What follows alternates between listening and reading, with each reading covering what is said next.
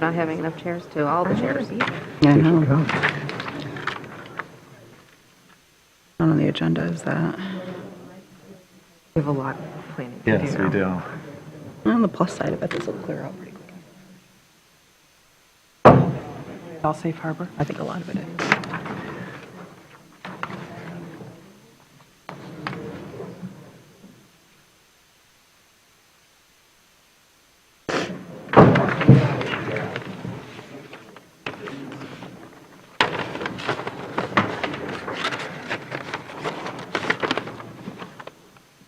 Okay, I'm going to call this a regular City Commission, Traverse City City Commission meeting of Monday, May 5th to order. All please rise for the Pledge of Allegiance. Allegiance to the flag of the United States of America and to the republic for which it stands, one nation, under God, indivisible, with liberty and justice for all. We begin, as always, by acknowledging the land on which we gather is the territory of the Ottawa and Chippewa peoples who have stewarded this land through the generations. We thank them for their strength and resilience in protecting this land and inspiring us to uphold our responsibilities to do the same. And with that, I will hand it over now to Mr. Marantet for our roll call. Yes, and good evening. Commissioner Warner? Here. Commissioner Anderson? Here. Commissioner Shaw? Here. Commissioner Stanley? Here. Commissioner Treadwell? Here. Mayor Pro Tem Wilson? Here. And Mayor Shamrow? Here, we'll move on to announcements from the city manager. Thank you, Mayor Shamrow. The city has launched the final community survey for the strategic action plan. In addition to the survey, we invite the public to attend the community summit to review the draft plan on Monday, May 19th from 4:30 to 6 at the senior center. More information and links to the survey may be found on the city's website under projects. We would like to thank everyone that was able to attend the Senior Center grand opening and celebrate the community milestone with us last week. We had an incredible turnout, and there were so many smiling faces. Thank you to all that were involved in making this project a success. Thank you. Yeah, it was a great turnout. City clerk announcements, please. Yes, some meetings to announce for this week, the week of May 5th, 2025. The Planning Commission will meet on Tuesday, May 6th at 6 p.m. in the Commission Chambers. The Recreational Authority for the City and Garfield Township will meet on Wednesday, May 7th. That's at 7 p.m. in the Commission Chambers. We are recruiting for different boards and committees. Those include Downtown Development Authority, Local Officers Compensation Commission, Parks and Recreation Commission, Brown Bridge Advisory Committee, and Coast Guard Committee. And anyone interested in serving is encouraged to contact the City Clerk's office. And we now have packets for individuals who are interested in running for mayor or city commission. Those are available for pickup in the city clerk's office, and anyone with any questions on that can reach out to our office. And then just lastly, I want to ask or remind everyone sitting up here to remember to speak into your microphone so folks can hear you easily. That's all I've got. Thank you for that. And we do have a proclamation. I believe Margie Rich is in the crowd, and if you want to join me, oh, there you are, right in front.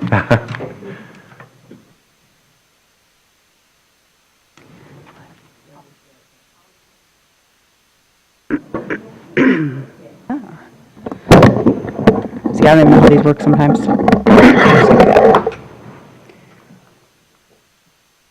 So, City of Traverse City Proclamation, May 2025, as Teen Pregnancy Prevention Month. Whereas teen pregnancy remains a critical issue affecting individuals, families, and communities across the nation, and whereas Teen Pregnancy Prevention Month provides an opportunity to raise awareness about the challenges faced by teens who become pregnant and to highlight the importance of education, support, and prevention programs, and whereas it is essential to provide comprehensive education on reproductive health, relationships, and responsible decision-making to help prevent unintended pregnancies, and whereas efforts to reduce teen pregnancy should include access to resources such as healthcare, counseling, and support services, which empower young people to make informed choices. And whereas through increased awareness and community-based programs, we can work to create an environment where teens are empowered to succeed academically, personally, and professionally without barriers that early parenthood can impose. And whereas Teen Pregnancy Prevention Month encourages individuals, organizations, schools, healthcare providers, and policymakers to collaborate in fostering positive, supportive, and educational environments for all young people. Excuse me, sorry. Now, therefore, I, Amy Shamrow, Mayor of the City of Traverse City, do hereby proclaim May 2025 as Teen Pregnancy Prevention Month. I call upon all citizens, community leaders, educators, healthcare professionals, and organizations to join in recognizing the significance of this month by supporting the efforts to prevent teen pregnancy and promote positive outcomes for young people. Margie, I know you've done a ton of work, both through where you're currently at and in the community over the last 20 years or so. Just read your Athena bio. And so I'll let you speak a little bit more to take this on. Here you go. I appreciate that. Thank you so much. And Amy, I'm going to give you just some Oh, thank you. information that you Perfect. can hand out if you'd like, Absolutely. okay? Thank you for doing this. I think it's really important that as a community, we take the opportunity to recognize some of our more vulnerable citizens. I know tonight we have a very full crowd to consider some other citizens, some of which actually are teen parents themselves. So it sort of goes hand in hand with some of the work you're going to be doing tonight. I'd also like to just quickly introduce Robin Lagerquist. She also works with Generations Ahead. We are a very small nonprofit in our community. Some of you may know us, and we work with teen parents of the greater Grand Traverse area. I'd like to just share a little bit about some of the issues facing teen parents and why we feel it's important to elevate some of their concerns among the general population. Over the past 5 years in Grand Traverse County alone, there were 105 births to teen parents. These are young women, but it's not just the women we're concerned about. We also work with the young fathers and the babies that make up the family. So this is well over 300 individuals that are impacted over the past 5 years. Teen parents face unique and very complicated challenges as they navigate their journey of parenthood. They are at an increased risk for many different detrimental outcomes. Teen moms have a much lower likelihood of graduating high school, as do teen fathers. Teen parents also are much more likely to live in poverty. They have poorer health outcomes for themselves and their babies. Many teen parents face mental health issues, including depression and severe anxiety. Their babies also face significant issues that should be concerning to everybody in our community, including starting school often at a significant deficit. At Generations Ahead, we believe that empowering young parents helps them overcome many of these obstacles. With guidance and our community's support, these young parents will become more resilient and able to lead thriving and independent lives. Thank you for recognizing this. Thank you for your proclamation tonight. This is a national month, it's not just locally. And as an organization that supports teen parents, we embrace working collectively with our full community to prevent further unintended pregnancies and to support young families so that they can become more resilient, building positive relationships, strengthening family stability, and raising healthy children. Thank you for your time tonight. Thanks, Margie. Yes, thank you very much.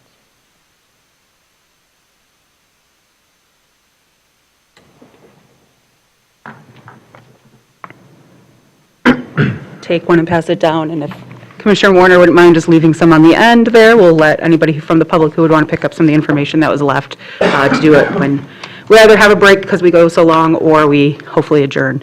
So with that, thank you for that, Margie, and for being here. And with that, we'll now continue on with the agenda to the consent calendar, and I'll hand that back over to Benjamin. Yes, the purpose of the consent calendar is to expedite business by grouping non-controversial items together to be dealt with by one commission motion without discussion. Any member of the commission, staff, or the public can ask that any item on the consent calendar be removed from it and placed elsewhere on the agenda for individual consideration by the commission, and such requests are automatically respected.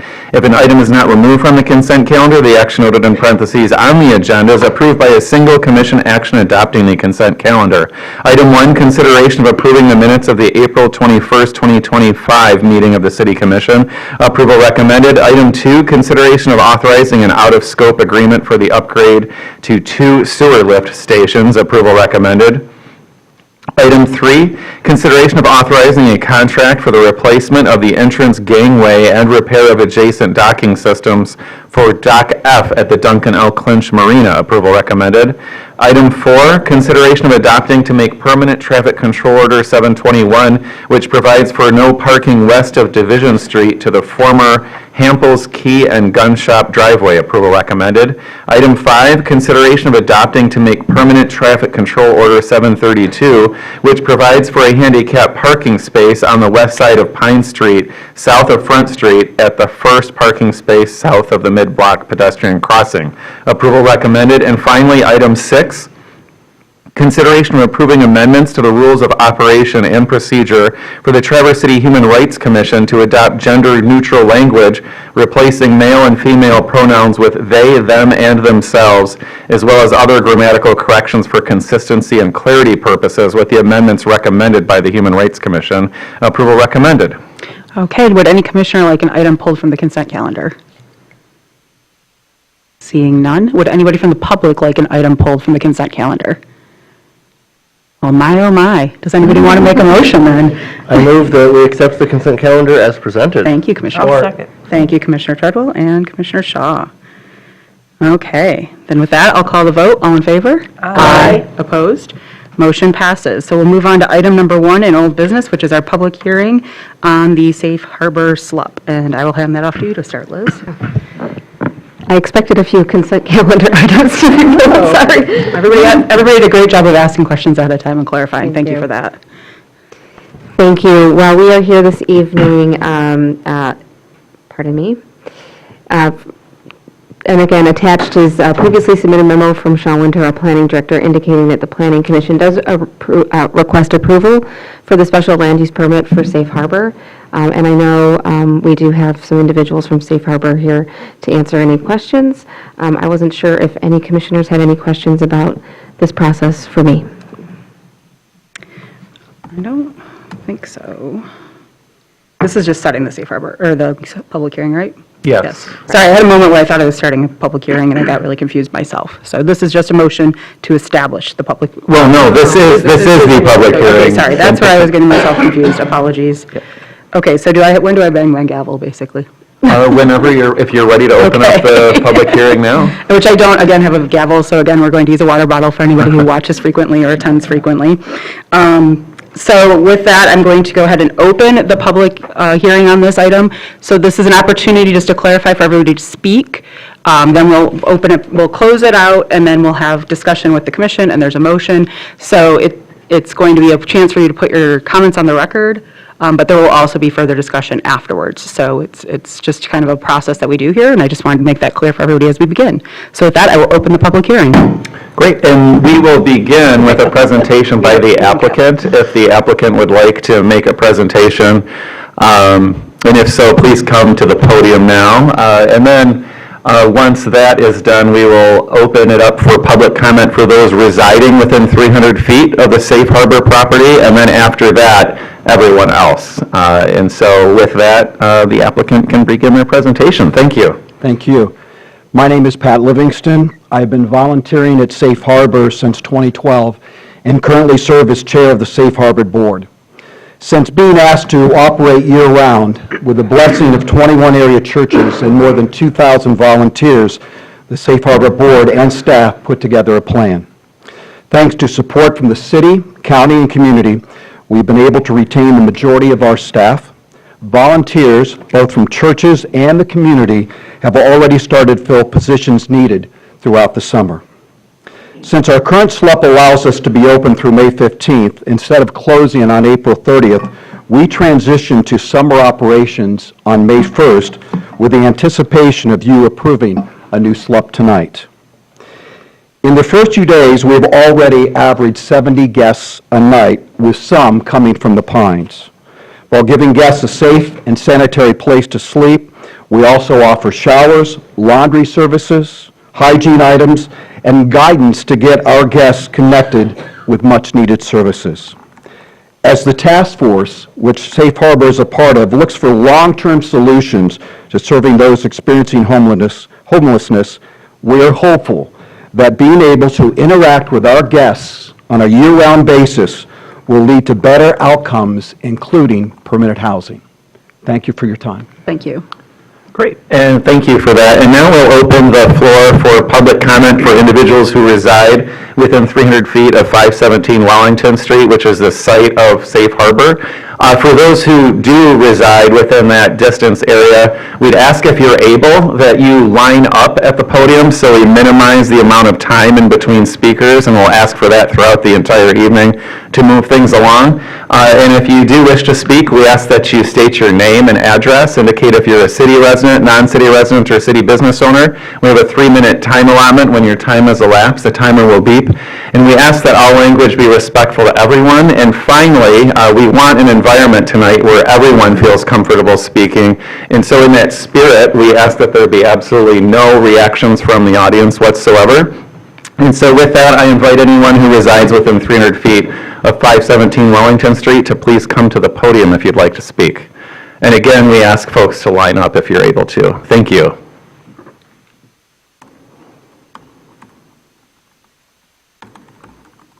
Okay, please begin. My name is Cody Klein. I live at 510 Wellington Street. Might be 520. All right, absolutely, great. I live in the new Ruth Park Apartments, we share a parking lot with Safe Harbor. And last week was the first time in my life living in Traverse City that I did not feel safe.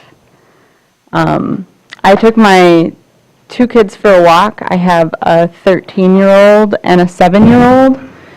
And we walk past Safe Harbor to go to the Boardman Lake Trail. When we cross the threshold of the gate area into that park there,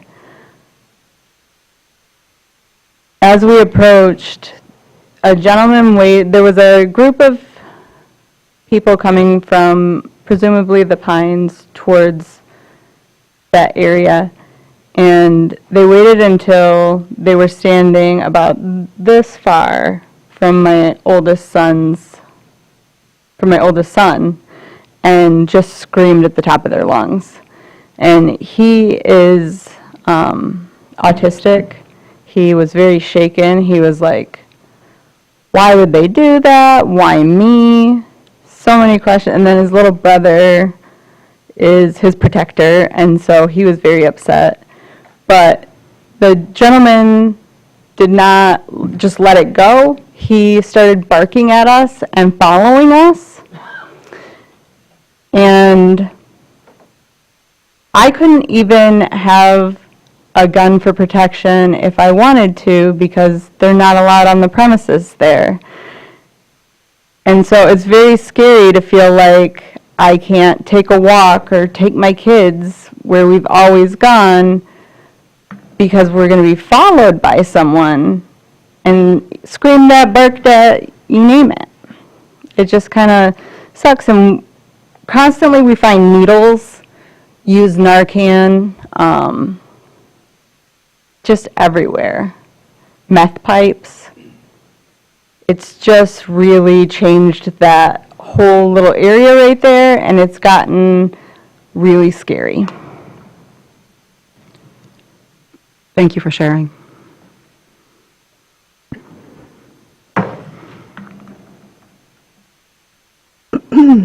Good evening. My name is Betsy Corbett, and I'm a resident of the Boardman neighborhood. My address is 428 Washington Street, near Safe Harbor's location at 517 Wellington. I'm here as a parent and a neighbor who believes in compassionate, effective support for people experiencing homelessness. I'm here tonight to ask the mayor, Mayor Pro Tem, and the city commissioners to pair compassion with responsibility, especially when it impacts the safety and well-being of all residents, including children. At this current location in our neighborhood, we've repeatedly witnessed open drug use, public intoxication, trespassing, loitering, and confrontational behavior right where children walk, bike, and play. These are not isolated incidents. They reflect persistent, unaddressed safety concerns in a residential neighborhood. You asked our chief of police to develop a safety plan for Safe Harbor to go year-round, and he delivered one. which included specific ordinance recommendations. However, the city has failed to act on it and support these ordinances that were recommended. Why would you consider year-round operations before implementing the very measures our law enforcement professionals say are needed? As a mother, taxpayer, and community member, I find that unacceptable. We were originally told this location was a seasonal solution. Years later, it remains, and now a permanent expansion is being proposed without the basic protections that were promised or the leadership needed to make this work safely. This is not just about one vulnerable population. Our children, our elderly, and our families are vulnerable too. Safety and compassion are not opposing values. They must go hand in hand. This is a city and county-wide issue that demands a coordinated, long-term strategy, a non-residential, centralized location with integrated services, strong oversight, and equitable zoning. Concentrating the burden in one neighborhood is not only unfair, it's unsustainable. I urge the city and Safe Harbor to continue working with the Community Cares Coalition. Everyone deserves to feel safe, everyone who lives and visits here as well. Please delay permanent approval until the safety plan is fully implemented and a transparent, community-informed solution is in place, one that reflects the needs and dignity of all residents. Thank you. Thank you. Anyone else that'd like to address the commission that resides within 300 feet, please come forward. Okay, seeing no one, anyone else who would like to address the commission on this topic, regardless of where you reside, please come to the podium. And again, we ask folks, if you're able to please line up. Can we see a show of hands of the number of folks who intend to speak? Great, all right, super. So yes, a line is really important if you're willing. Thank you. I'm Dave Mengebeer. I'm the president and CEO of the Grand Traverse Regional Community Foundation. We're located at 800 Cottage View, Suite 1040. The Community Foundation, along with our partner Rotary Charities, convened the Homeless Collective last year. Unfortunately, Mr. Kerr couldn't be here tonight. Thank you to the City Commission for your support in helping to address and often difficult and complex issues around homelessness. I don't need to tell the Commission that there are no easy solutions or quick fixes. And it's an issue that affects virtually everyone in the community and one in which communities across the country continue to grapple. We would not be here tonight without the city's support, including the resolution inviting Safe Harbor to submit a SLUP to operate year-round, approval of funding for East Bay Flats while they await their LIHTC funding, and the appropriation for Safe Harbor to support year-round operations. I want to give special shout-outs to the city manager, the chief of police, and the prosecutor for working with the Homelessness Collective in such a constructive and consistent fashion. The commitment of the Community Foundation and Rotary Charities have made over the last year in bringing neighborhood associations, service providers, law enforcement, local government, and nonprofits in what became known as the Homelessness Collective is founded on our organization's shared commitment to equity. Our work on the Homelessness Collective, like our other equity work, recognizes that all people are not similarly situated, that a segment of our community does not have access to the same resources others enjoy, and that by centering our equity work on helping the most vulnerable, it benefits not only them, but the community as a whole. The Homelessness Collective also underscores the importance of collaboration between the nonprofit, government, and business sectors, of using a fact-based approach in the work, and building trust as a necessary precondition to finding solutions. With the City Commission's approval of the SLUP this evening, we have made an important step forward as a community. The task force, which the Coalition to End Homelessness is convening, is the next step in a community-wide approach to housing and homelessness. It will take time, significant investment of resources, and resolution of often conflicting perspectives to find the way forward. For now, however, I'm proud of the progress. we've made, thanks to the many people and organizations who concluded that Traverse City has the leadership, the resources, and the will to resolve our housing and homelessness crisis. Thank you. Thank you.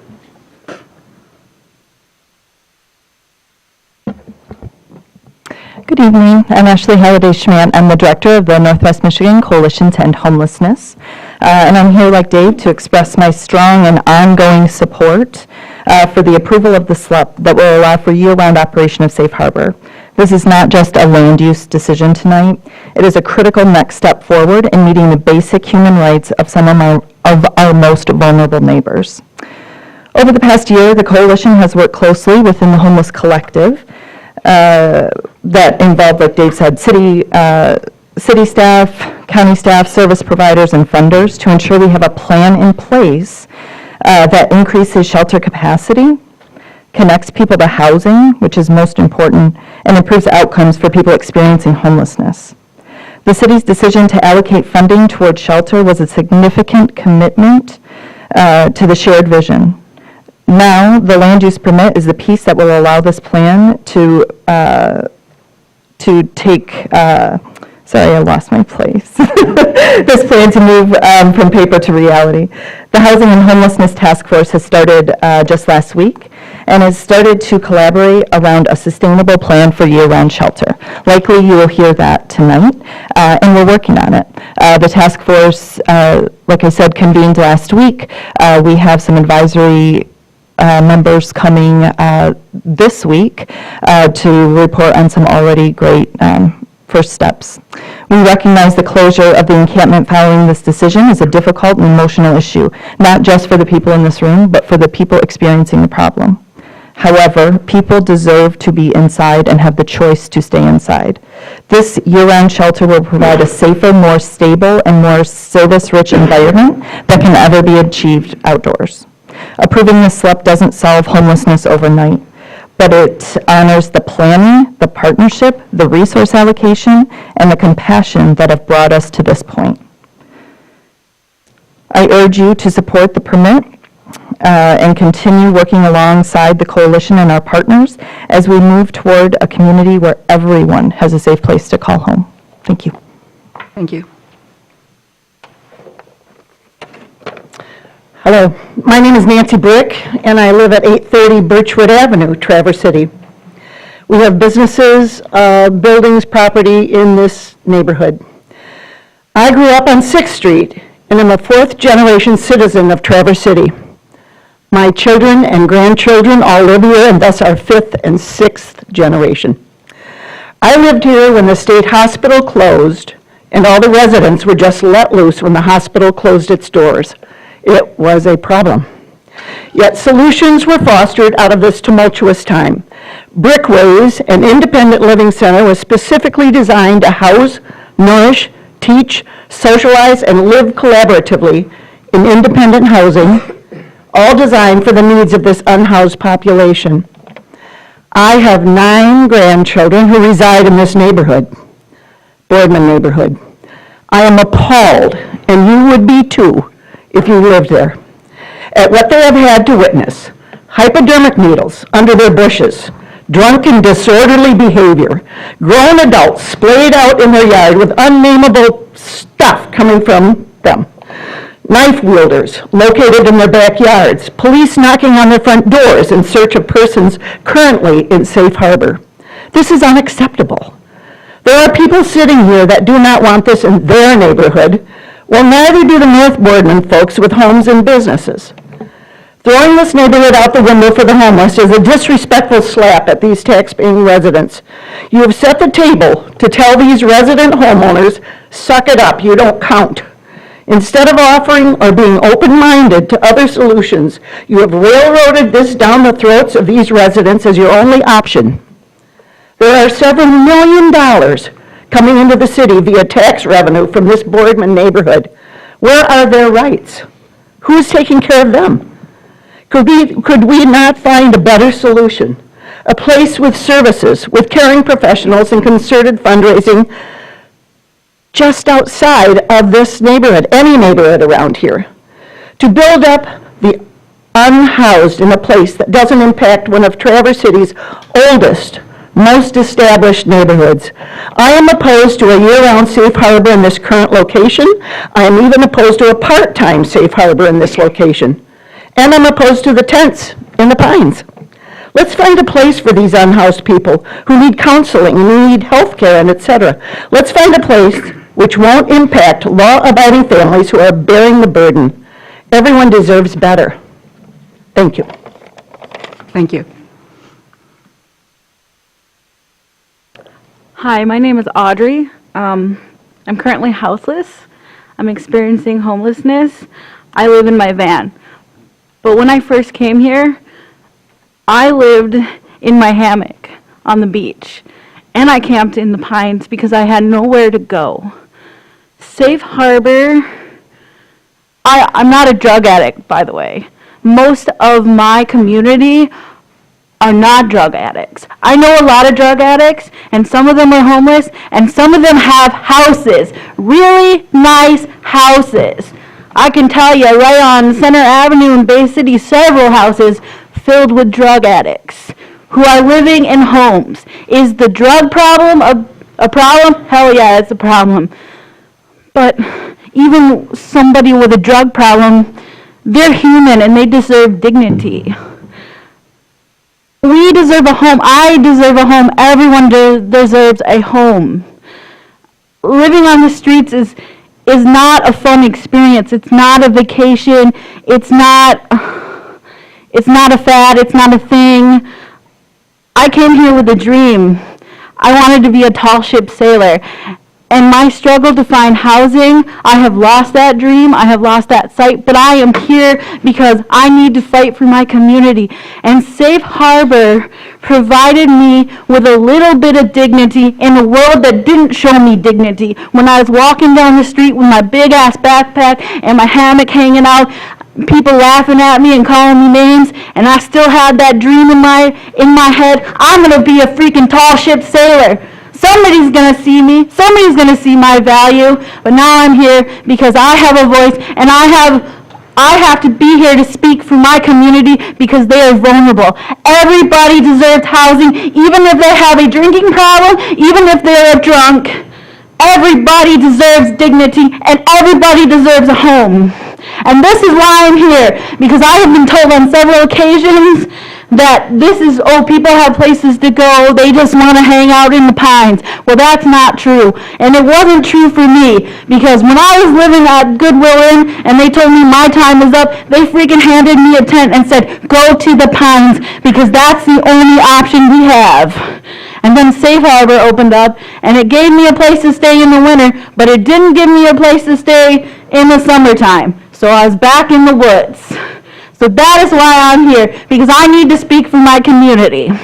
Thank you. Thank you. No, please refrain just so everybody feels comfortable, but thank you for your comments. Continue. Hi, I'm very nervous, and I made a last-minute decision today to come and speak up.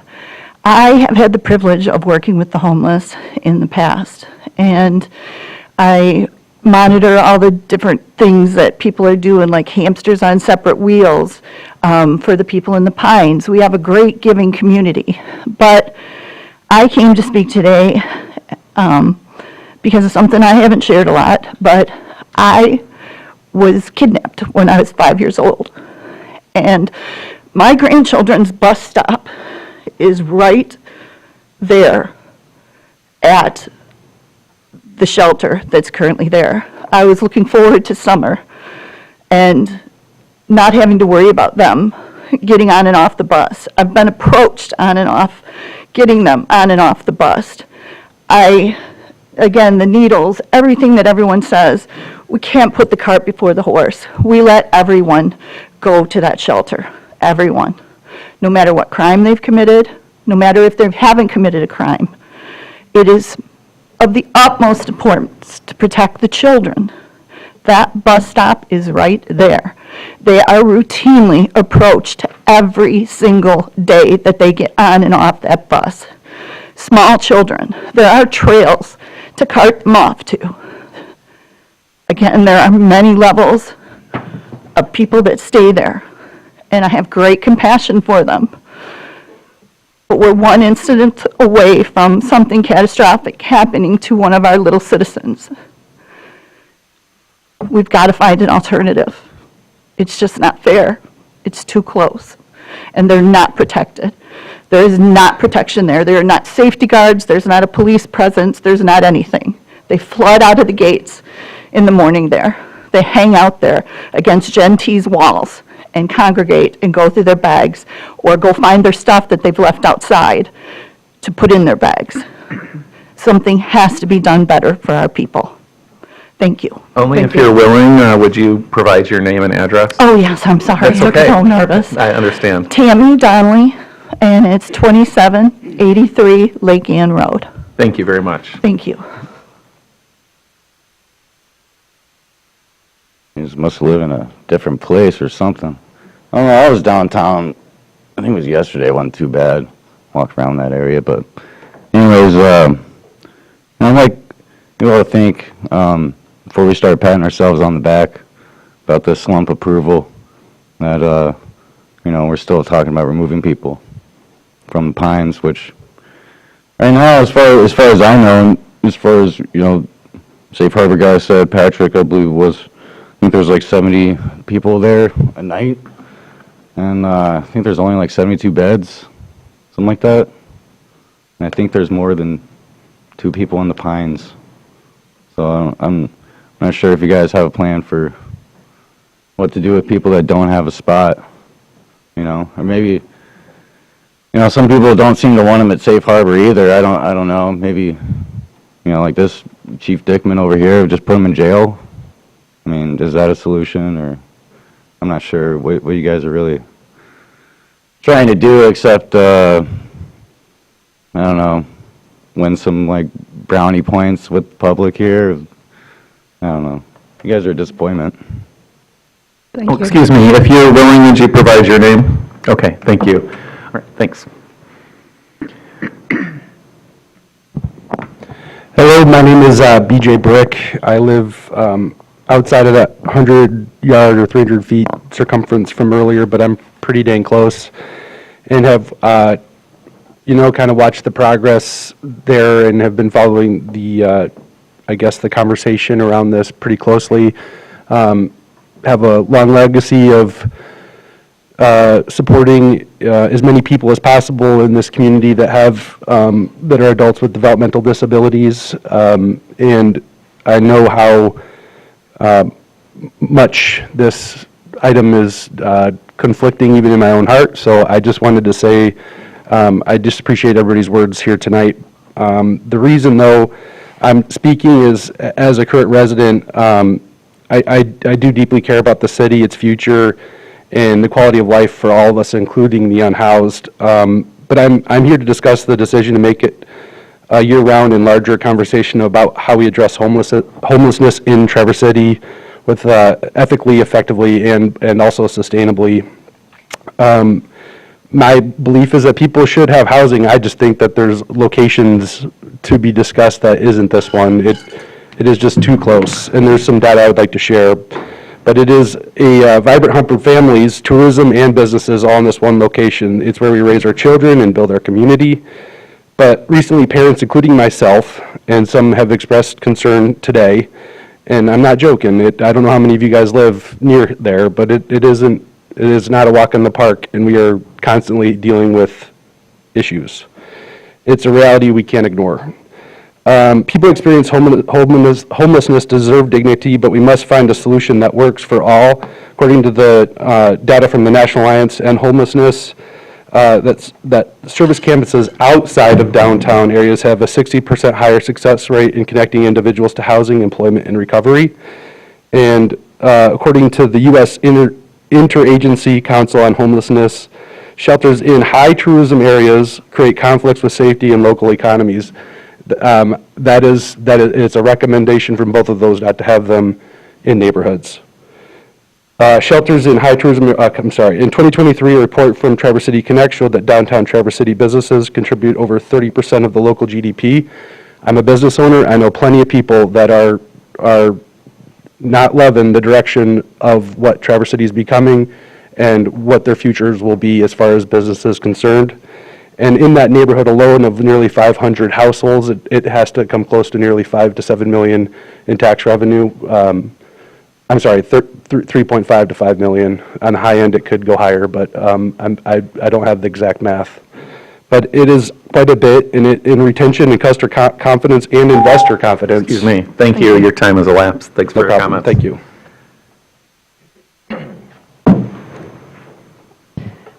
Good evening. My name is TJ Andrews. I'm the County Commissioner. I represent the district where Safe Harbor is located, and I live in the neighborhood where Safe Harbor is located. And I'm here today to speak in support of the SLUP application that's in front of you. As this board is aware, the Grand Traverse County Commission voted in what I would consider a historic vote in February to provide $400,000 to support Safe Harbor moving to a year-round shelter. That's $200,000 a year for the next 2 years. And as the decision in front of you tonight is neither permanent nor sustainable by design, the $200,000 is also not sustainable by design. It is intended to come with strings attached, and the county provided some very clear and distinct strings attached to that contribution. And I'm just going to read a couple of them because I think they are informative to the next steps that has to happen in parallel with the same time that Safe Harbor is operating on a year-round basis. The task force needs to convene. We need the data that Safe Harbor is going to gather, and they committed to gather as a condition of county funding and to provide publicly. Working with its partners, Safe Harbor will provide the board, the Grand Traverse County Board, with general metrics each month, such as the number of guests per night at the shelter, the number of guests connected with services, the gender, veteran status, the number of guests diverted from the shelter, and when available, the last county of origin. Safe Harbor will continue working with community partners as is practical on coordinated entry and diversion that is already working very well at Safe Harbor and leading to improvements. The Homelessness Task Force will convene within 90 days with representation from Grand Traverse County and Safe Harbor. That has already convened, and it should also include representatives from the Boardman Neighborhood Association as well as the North Boardman Business District, which I assume is on your radar as well. And the Homelessness Task Force is to provide written monthly reports that are included in the consent calendar of every regular board meeting of the Grand Traverse County Commission. That ensures public transparency and awareness as to what the process is that is happening in tandem with the process, with staying open for 2 years while the conversation continues. Where should the best shelter be located? What should it look like? Is this it? Those are open questions. Our county does not pretend to know the answers, but we have a task force that's committing to work on them. And I think you will reach the same conclusion we did, which is we have to do something. We have to move this forward. We have to address this community issue as a community in parallel, both with a permanent year, with a full year shelter, as well as an organized community conversation around a long-term sustainable solution. Thank you for your efforts. Thank you for your work tonight. I look forward to hearing your vote. Thank you.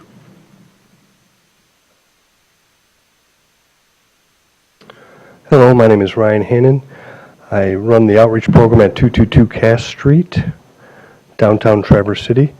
I'm thankful for you all considering this proposal to allow Safe Harbor to operate all year long.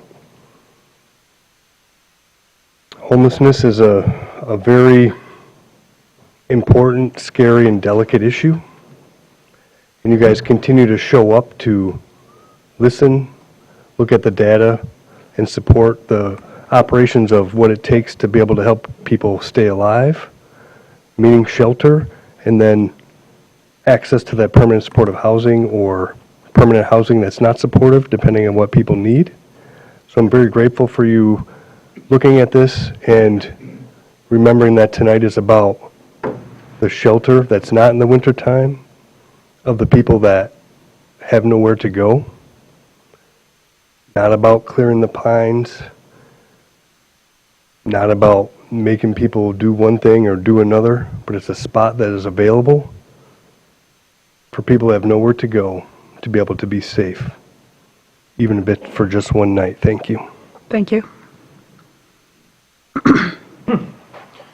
Peter Starkle, 1436 Outer Drive here in Traverse City.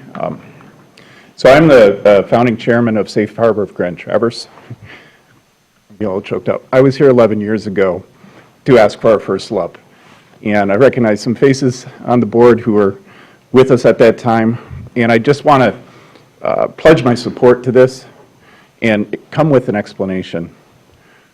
We had an awful lot of pressure back then, and there's certainly pressure now to address this issue. And Safe Harbor, being a volunteer organization, has dedicated hundreds of thousands of hours through all of the people who come to make sure that those commitments and those promises are kept. We had a list of demands. We had a list of requirements from the city at that time. It sounds like this SLUP will come along with some of those as well. And through those years, we learned, we did an awful lot of listening, and I think that is continuing to happen. And problems arise, strategies get formed, solutions get created. That's the process here. I said this 100 times. Nobody wants a homeless shelter, ever. We need one. And I'm very much in support of taking the efforts that we created when we built the shelter from a former warehouse to what it is today. And I believe that the people who are running the shelter today will be right there making sure the promise that we've kept for the last 10 years continues to be made. So I thank you very much. This is not an easy topic, but I do appreciate everything that has happened. Finally, look at the support within the homeless community that exists, that didn't exist just 10 years ago. This community has moved forward, and it continues to build its skill sets and continues to deal with adverse conditions. Housing is harder now than it ever has been, and these are the individuals who are caught without anywhere to go. We're working towards it. I think we're doing a phenomenal job versus many other communities in this country, and it's all due to you guys and to the volunteers and to the steering committees, and our community is what's making this happen. And we'll make this successful, just like we did when we were here 11 years ago. Thank you. Thank you.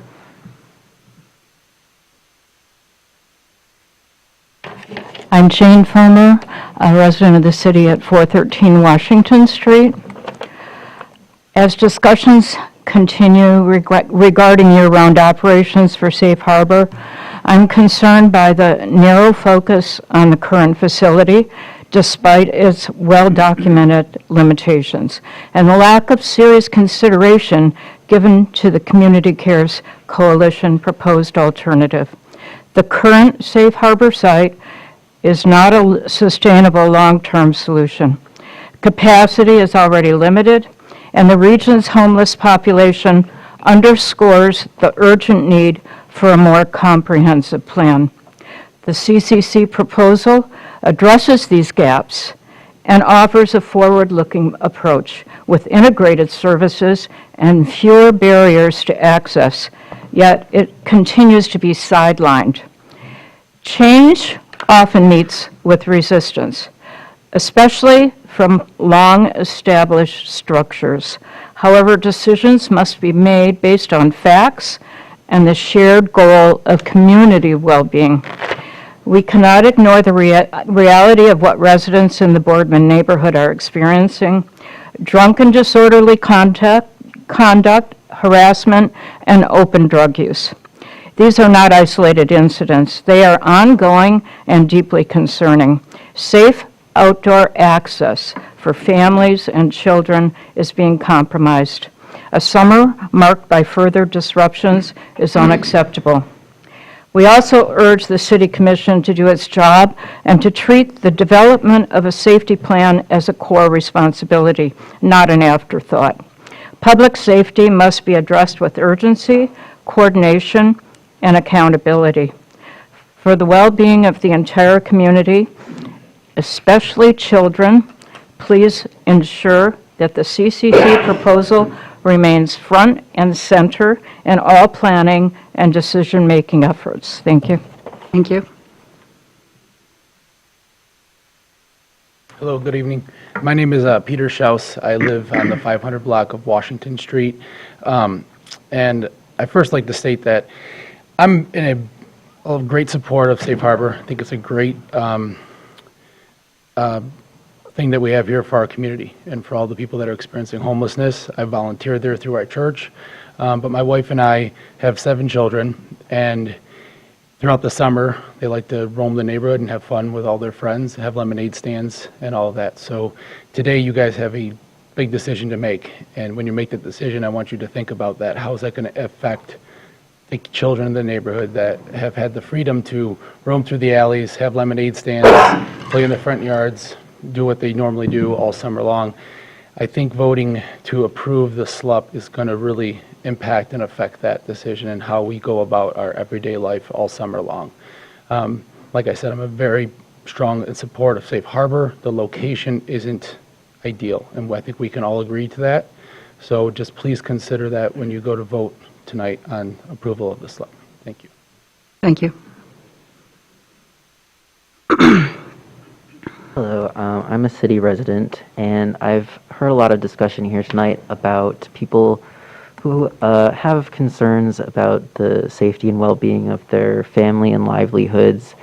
And while I would like to be sympathetic towards that, I would like to point out that I also have a family, and I have a mother who happens to be rather mentally ill, and she struggles cognitively to understand what sorts of things are appropriate in public, so she tends to do things like make loud noises and strange gestures that people in this room may find alarming and unusual, especially if they have not been exposed to it before.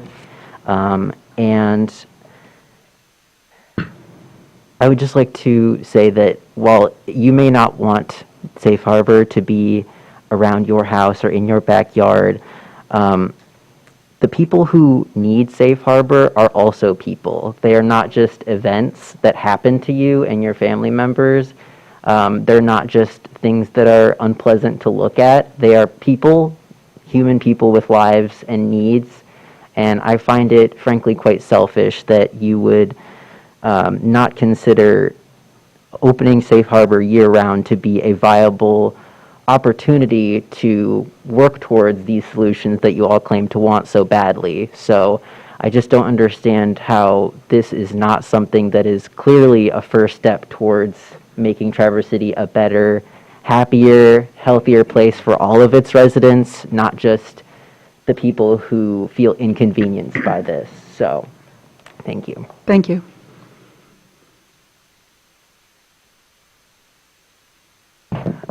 I'm here to speak on behalf of myself. I'm a city resident and I choose not to identify my name. I'm speaking as a healthcare worker who has witnessed addiction from a medical standpoint. I'm speaking as a child of 2 addicts, and I'm speaking as a person who was homeless for half of my life. I'm not here to expose my own traumas to you for sympathy. I'll save my own dignity today. I'm here to say that without a doubt, I do support opening Safe Harbor year-round, but I think that this is not the only route of action the city needs to be taking. I've listened to the people speak of their children witnessing the effects of addiction, and I deeply sympathize with that. I really do. I know it's really hard. As a healthcare worker who has aided in recovery, and as a person whose parents are addicts, and as a person who has lost family members and loved ones to addiction, I empathize with that, and I'm really sorry that this is a struggle for our community. However, I don't think the solution to protecting your children is by outcasting homeless people or hiding addiction from them. We do need shelters available year-round, but not only that, we need larger shelters and we need outreach support to manage harm reduction specifically. But not only this, we need to stop demonizing addiction as a community. All of you who come up here and shame people for experiencing addiction, justifying your anger by identifying yourself as a taxpayer, are you really angry at people for being homeless or experiencing addiction, or should you be angry at the status quo that has made this struggle too dangerous to recover from in your own community? I apologize, but I don't remember who said it, but they're right to say that we need to stop justifying our anger by saying, at least I'm not an addict, as if addiction makes you less worthy. Addicts are still whole people. What is truly so frightening about seeing someone experiencing a mental health struggle for you? Does it inconvenience you? Is it hard to explain to your kids the struggles other people experience? Does that make you uncomfortable? I don't know, I just feel like as a parent, it's your responsibility to teach compassion and dignity in complex issues. If you have the energy to come up to the stand and say you just assume people like me are going to kidnap your kids, I'm just shocked, and I empathize with your story. I just see it as a need for your own personal recovery and a greater community outreach. If the issue is the needles, maybe we just need better trash cans instead of kicking people out. We speak of protecting the small children. I was a small child, and while I wish I didn't have to experience the hunger, the starvation, the death, and the pain, I don't mean to boost my own ego, but at least I came out of it knowing how to be good to people. I at least know how to love someone who is cast out or unable to be good to themselves. I don't push them further to the fringes of society just because I worry about my children knowing about them. I acknowledge that I would love a world where homelessness and addiction aren't a problem, but the solution isn't to just evict the Pines when Safe Harbor, even if open year-round, doesn't have the capabilities to support the entire Traverse City homeless population, whether or not they choose to come. The solution isn't to hide your children from addiction and demonize addicts. The solution is to educate them, and for you personally to fight for better support for those addicts. And then with all due respect, maybe you'll have children who grow up to show love and compassion towards those struggling, who grow up to care for them as I have as a result of what I've seen and felt and touched with my own hands, rather than someone who grows up to tell the struggling to leave and that they aren't wanted. Not only that, it's important that you recognize that children are addicts, that these children are once Thank you addicts. for your comments. I'm actually not finished. Your time for commenting is elapsed, and we're treating everyone the same and giving the same amount You of time haven't to all been treating the speakers. homeless the same, so I would like to actually Your finish. time is elapsed. We're going to move on to the next speaker. I'd actually just say that I would want you to fight for a better world for your children and the people who were children. We're gonna- Thank you for your time. It's time for you to step away from the microphone. I really don't think it is, I'm sorry. I don't want you to push this. We'll have you removed if you won't follow the rules. I just want to say that I want the people to fight for the city to provide proper support. Ma'am, we will have you removed. That was all I Your wanted time to has say. elapsed. Thank you for that, thank you for your final comment, we Thank appreciate you. that. Thank you for that ending, that cap on that. Thank you. My name is Justin Reed. I live at 630 Kaiser Drive, Apartment 1B. You know, I've been going to the city commission for several years, and it seems like every single time that folks at the Boardman neighborhood get upset about this is they say, well, there has to be a better solution. Well, we don't want it there. Oh, but, you know, you don't understand that Traverse City is kind of, I don't know, there's neighborhoods everywhere because there's neighborhood associations that are everywhere. And so there's nowhere for it to go. And somebody earlier was talking about them being a taxpayer, and CCC had a solution of, well, you know, we're gonna do this and that, and they did not have a plan, and the plan was to be in Garfield Township. Now, if you're a taxpayer, you would think that if it's a program that would be in Garfield Township, you don't want to spend money from Traverse City to Garfield Township. I mean, that just makes more sense. So with this homeless being year-round, this homeless center being year-round, I think that is a better solution. I think it's something that can be worked on progressively. Is it the best solution? Probably not, but nobody has came with a better solution within the Traverse City limits to put it somewhere else. Thank you. Thank you. Hello, how you doing? Tommy Corbett, I live at 428 Washington Street. Excuse me. I am a resident of Boardman neighborhood and own and operate a couple businesses downtown Traverse City. As everyone here, I care deeply about the city. That's why we're all here. And its future and the well-being of everyone who lives here, including those without housing currently. I haven't heard any other solutions, so I assume this SLUP is well on its way to being approved. But I just want to say my piece of that other people said, that there are parents in the neighborhood that are very cautious, more and more cautious about letting their children outside. I have employees that are scared to walk to their cars alone after work because of encounters they've had in the parking lot or in the alleys. And so I guess what I wanted to say is that I think this may be the temporary solution, but I think from somebody living right there, I think it's more urgent than you guys realize, because how many times does does the parent like need to feel scared for their child to like rethink where they're living? Or how many times does a business owner need to hear from their employees that they're worried about walking to their car before they rethink about where their store or their office is located? I have empathy for all the people here, and I want a great solution, but I really do, I just want to communicate that there are people that are really affected by this on a day-to-day basis, that I would just love a little, some more concern and some more engagement from as we're coming up with a solution. So I appreciate all your guys' time. That's it. Thank you.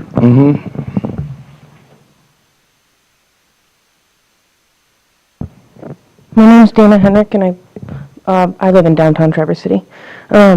I wanted to show my support for keeping Safe Harbor open year-round. The issue with these community members seems to be homelessness, and the goal of most of these community agencies is to end homelessness, making it brief, infrequent, and one time. Safe Harbor actively works towards that. Keeping Safe Harbor open year-round is a life-saving decision. People experiencing homelessness are at much higher risk of overdose, especially when they're forced to sleep outside without access to consistent support. By staying open, Safe Harbor offers more than shelter. It gives people struggling with addiction a safe place to stay alive, long enough to seek treatment. People experiencing homelessness are at much, I said that already. Year-round access means a better chance at receiving life-saving medications like Narcan, Suboxone, medical care, and connections to recovery services. The shelter's location may not be ideal, but the value of a human life cannot be weighed against convenience. We must remember that no one person's comfort or convenience is more valuable than another person's right to safety and shelter. Everyone deserves a chance to survive and heal, and Safe Harbor can make that possible. If you want a better solution, then I urge you community members to work with these communities to create one. Thank you. Thank you. Good evening. A little nervous, so I might be doing more reading. But my name is Keisha Brick, and I live at 205 Wellington Street, just a short walk from Safe Harbor. I want to share with you a moment that speaks to why I'm here tonight. Not that long ago, I was outside with my 4 children, watching them ride their bikes up and down the alley, laughing as they raced with each other past the neighbor's fence. It was the kind of simple, joyful moment every parent cherishes. Then, walking down the alley, a man emerged, clearly disoriented, yelling and staggering. He wandered right up to us, muttering angrily. My children froze. I told them to go inside, and I stepped between them and the man until he moved on. I learned a neighbor had already called the paramedics, who arrived shortly thereafter because he'd been passed out in their yard. We were fortunate it ended there, but that fear, that sudden shift from peace to tension, has become too common. What would have happened if I wasn't outside with them? And this has not been an isolated incident. This is the reality many of us face in the neighborhood now. We are not lacking in compassion, but we're asking for balance, for a system that ensures the safety of families and the dignity of those in crisis. Please do not move forward with any sort of permanent housing at Safe Harbor until the safety measures recommended by our own police department are fully implemented and a broader community-informed solution is in place. A comprehensive safety plan is developed by the Chief of Police to support year-round operations, yet the city has not implemented the necessary ordinance changes outlined in that plan. Advancing permanent expansion without those safeguards is premature and frankly irresponsible. What was originally described as a temporary seasonal solution has evolved into a proposed permanent facility without fulfilling the basic commitments made to this community. This issue requires a city and county-wide approach, including a centralized, non-residential location with integrated services and appropriate oversight. Concentrating this burden on one neighborhood is both inequitable and unsustainable. I respectfully urge this commission to delay permanent approval until the full safety plan is enacted and a transparent, inclusive process is established. Thank you for your time and consideration. Thank you.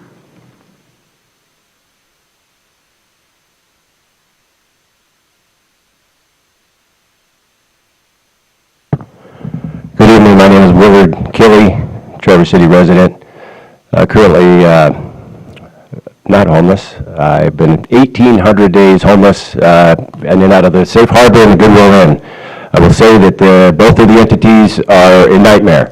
Safe Harbor is absolute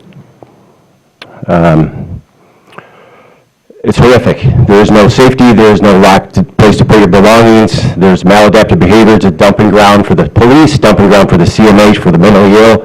It's a free hotel for the Native Americans when they come and get wasted, or anybody else that wants to show up there and create just havoc, mayhem, and just complete disregard for any civil rights, personal well-being. I've been assaulted, I've been thrown out, exited. The Goodwill Inn exits you. They pride themselves on exiting you. They say, behind the glass, I have more exits than you do. But follow the money. Goodwill Inn got $5 million from Mackenzie Scott, Jeff Bezos' ex-wife. She gave Goodwill Industries $50 billion. This one got $5 million. Dan Buron, the executive of Goodwill Inn, said he'd end homelessness by a bunch of housing with that $5 million. None of that ever happened. They got $8.6 million in 2019. They're currently like $20 million last year. I don't know what the numbers are, but the current person in charge of the street outreach was Sakura Takana. She's now on the board of directors at Munson. Ryan Henning is the independent contractor tasked for this task.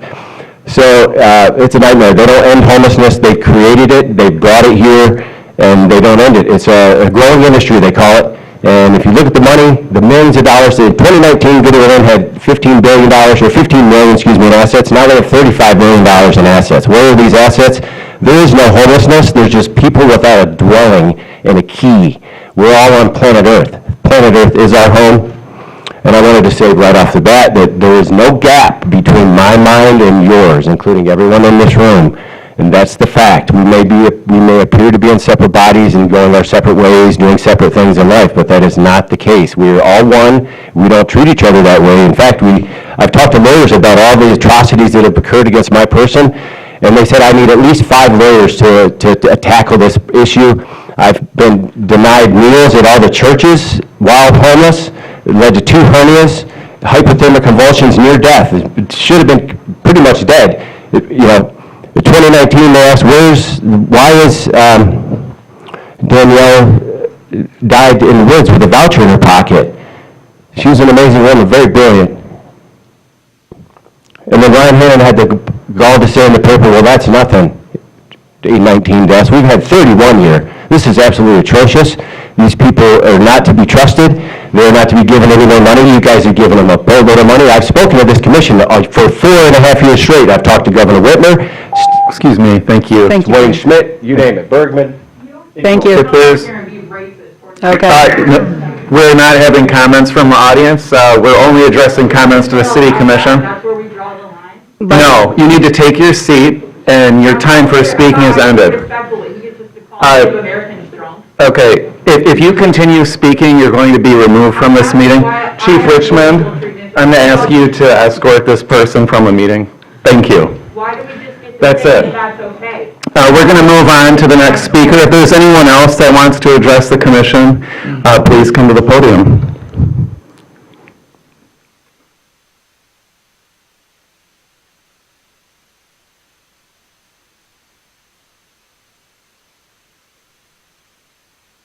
Okay, please begin. Name's Kara Gelvin, live at 439 Webster Street. A lot of the same things have been said. I've been to many different meetings. Don't want to have to reiterate the same thing over and over again, other than I do have empathy I worked in the emergency room. I have empathy for everybody. I also have empathy for my neighbors and honestly myself, who I can't let my kids go in my front yard. I honestly get to a state of anxiousness if I have 3 kids under 8. If I know one of them went into my front yard they're still young, right, without me knowing. And it's because I've worked in the ER. I see how a homeless shelter is meant, if used correctly, to be for people only in terms of crisis, right? It's not meant for long-term housing. And I think anybody in housing will agree with that. Because of that, it's not meant to be in a place where people in crisis can affect other people in the surroundings, right? But I think my biggest thing that no one really has touched on is the SLUP itself. One of the measures is shall not create excessive additional requirements for infrastructure, facilities, services provided at public expense. I don't really understand how we're continuing a SLUP that has already proven to be not compliant with this. We've heard time and time again about how many police calls are there, how the public library has to up their security at a large expense.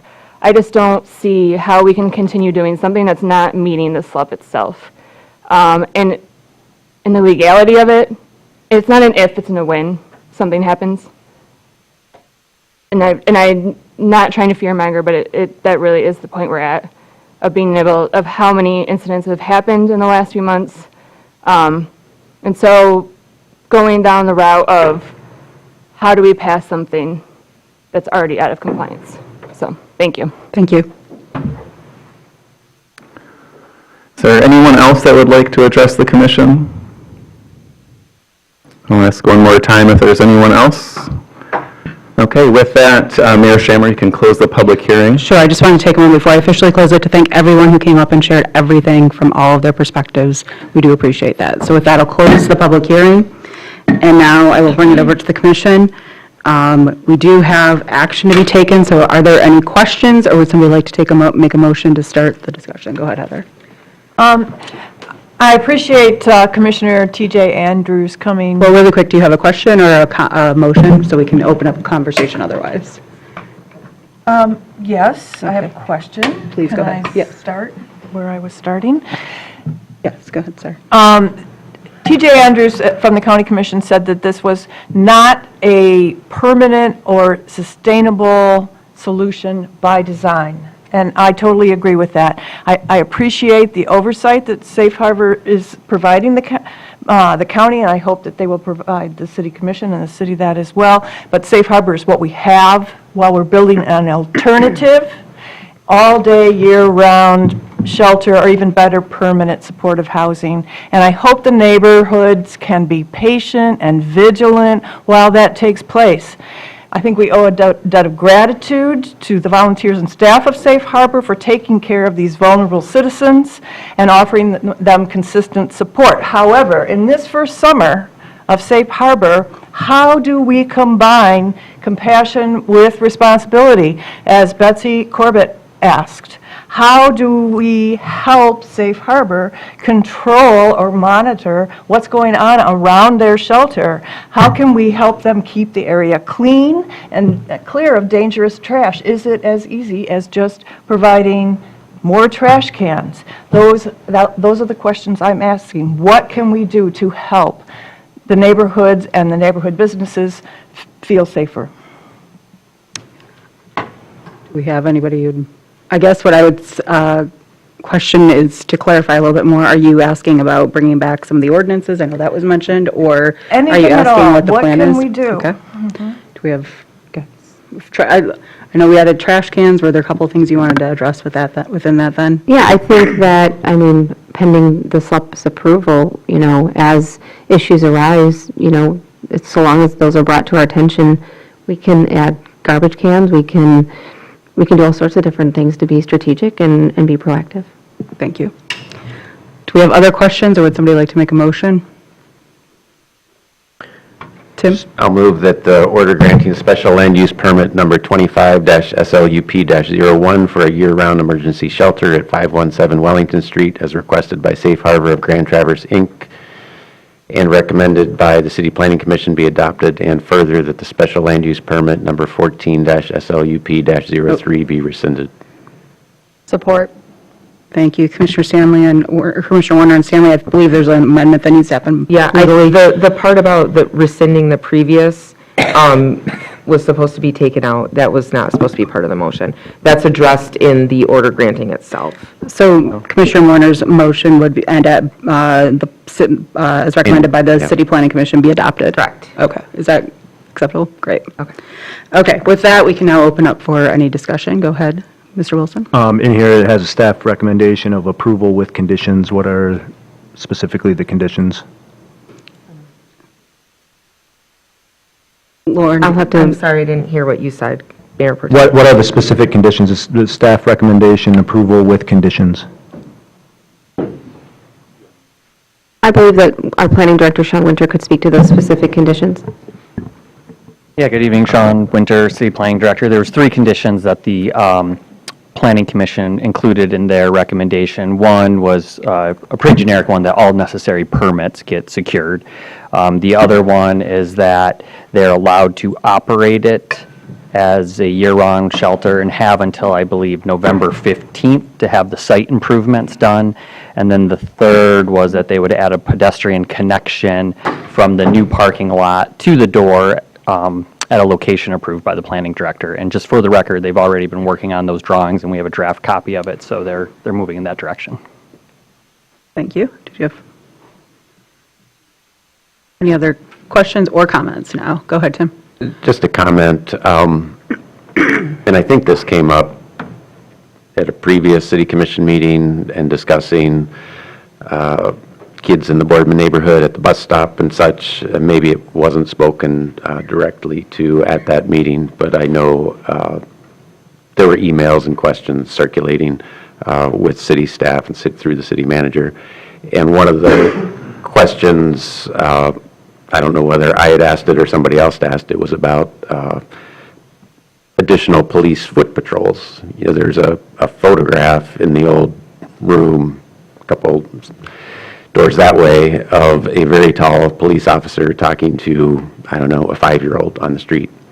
It's that human connection, and our current police officers could make those human connections as well, both with the housed community as well as the unhoused community. I know it's an additional cost, but maybe there are certain times of day where it could be considered, additional foot patrols to get to know both the housed and unhoused even better than they already do. Thank you. Commissioner Stanley? Thank you, Commissioner Werner, for those comments. Thank you to everyone who came here tonight to share your perspective and your experiences. And one of the things that keeps coming up, including regarding Commissioner Werner's request, is a lot of what we're discussing is our resources. And later this evening, we'll be discussing a 1% budget allocation for this safe streets. And at our last meeting, we had also talked about a permanent budget line item to support ending homelessness in Traverse City. If you want to look at a community's values, look at their budget. I think it's important to note that, as others have, that if this is approved this evening, this starts a clock ticking of 2 years of a pilot implementation. I don't think anyone would disagree that more robust supports and services directly to the unsheltered residents of our community where they are is a great solution. We also know that a homeless shelter is a big ask of any community. And I'm wondering if there is a mechanism by which Traverse City could direct funds to help support a campus-style shelter if such property were able to be secured in another municipality. Does that mechanism exist for us? I don't know as I sit here, but that's certainly something that we could collaborate on. The last I spoke with Community Cares Coalition representatives, I let them know that if their legal counsel wanted to reach out to me, I would be more than happy to brainstorm those types of ideas and solutions. So, I love creative solutions, so if there's a way to do that, we can try to find it. So those conversations have not been shut down by the city? Absolutely not. And then one other question I have is that Safe Harbor has 74 beds currently. Is there maximum occupancy? They're already at 70 under having implemented the summer sort of schedule at this point. So that's a buffer of 4 beds, and there's roughly 20 to 25 people residing in the Pines. What is the plan for the people who are in excess capacity, the people for whom Safe Harbor is not a viable option? What is the plan for that? So the numbers change daily, and actually the cleanup today took place, and Chief Richmond was at that cleanup and might have some newer updated numbers that are very favorable and optimistic. And then we also have, we can also speak to other plans outside of Safe Harbor.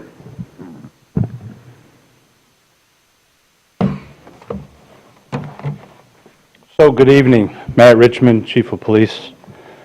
And just before I start, I just want to say, as your chief, I took an oath to provide a safe community. I stand here saying, I hear your concerns and pledge to continue to work with community members and community partners to provide that safe community.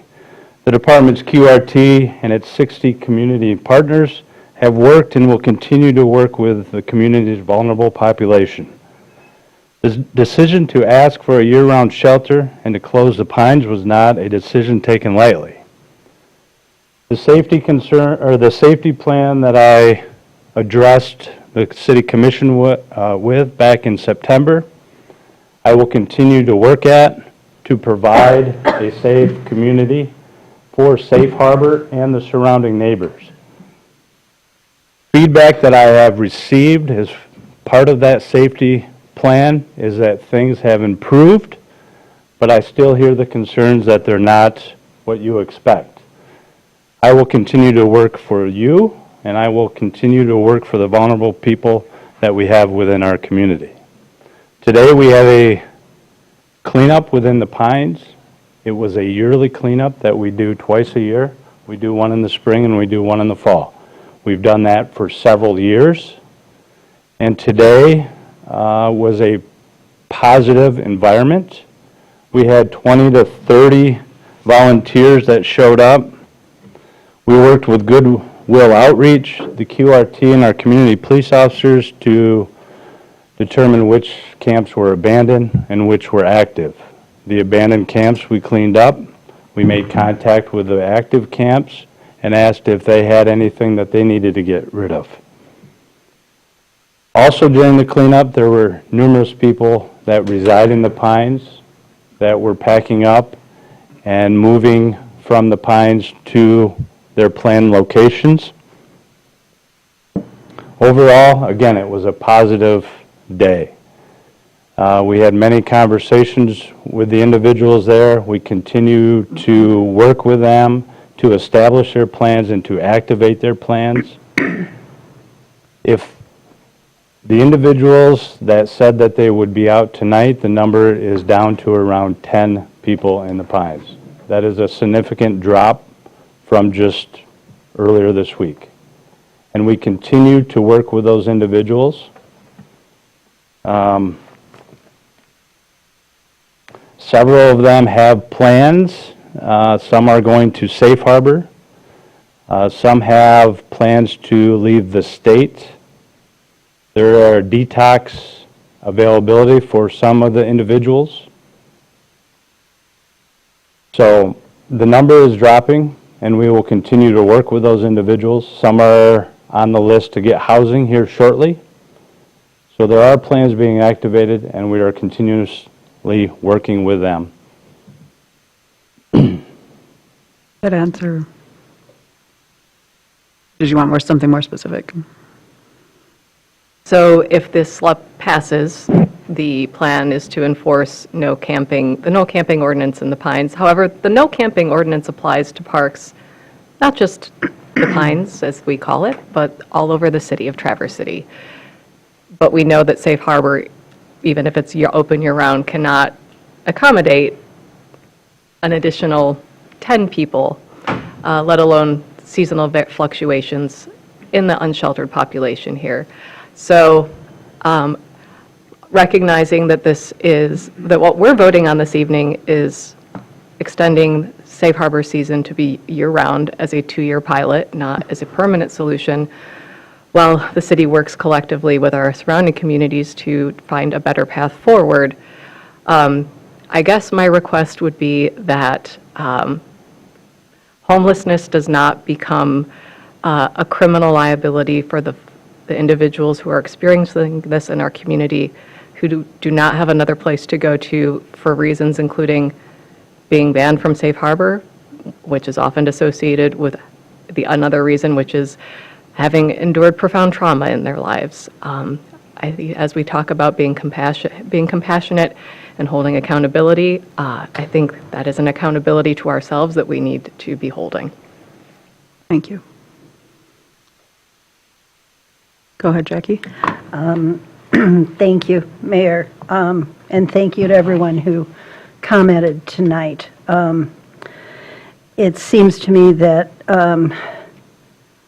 we need to look at the Safe Harbor SLUP decision in terms of a 2-year pilot, as it's been proposed, that it needs to be viewed within as just one piece of the solution that also includes permanent supportive housing, that includes the actions of the Community Cares Coalition and the Homelessness Task Force that are seeking a much broader and more regional solution. But within the context of a pilot, it strikes me that this first summer is going to be critical. The outcome here is going to be predictive of how we approach homelessness in our area going forward. And for that reason, I feel that the steps that Grand Traverse County has taken in terms of improving transparency, you know, if Safe Harbor is receiving public funding, I believe they have to step up their game in terms of accountability and reporting on the results of that public investment. But I also would advocate for having Chief Richmond's proposal for additional tools to ensure public safety brought back to this board for another vote. And I would also encourage the funding that it would be necessary to have more, whether it's foot patrol, vehicle patrol, but an increased public safety presence within the North Boardman neighborhood for this very critical first summer of pilot. Thank you, Jackie. Well, really quickly, I'm going to call on people who haven't spoken yet, and then Tim, I do know you've got your hand up. Go ahead. Mitch. Yes. Since its establishment and continuing to be so, Safe Harbor is a temporary solution. But I would say more than as an organization or as a physical structure, it is a temporary solution for the people that use it.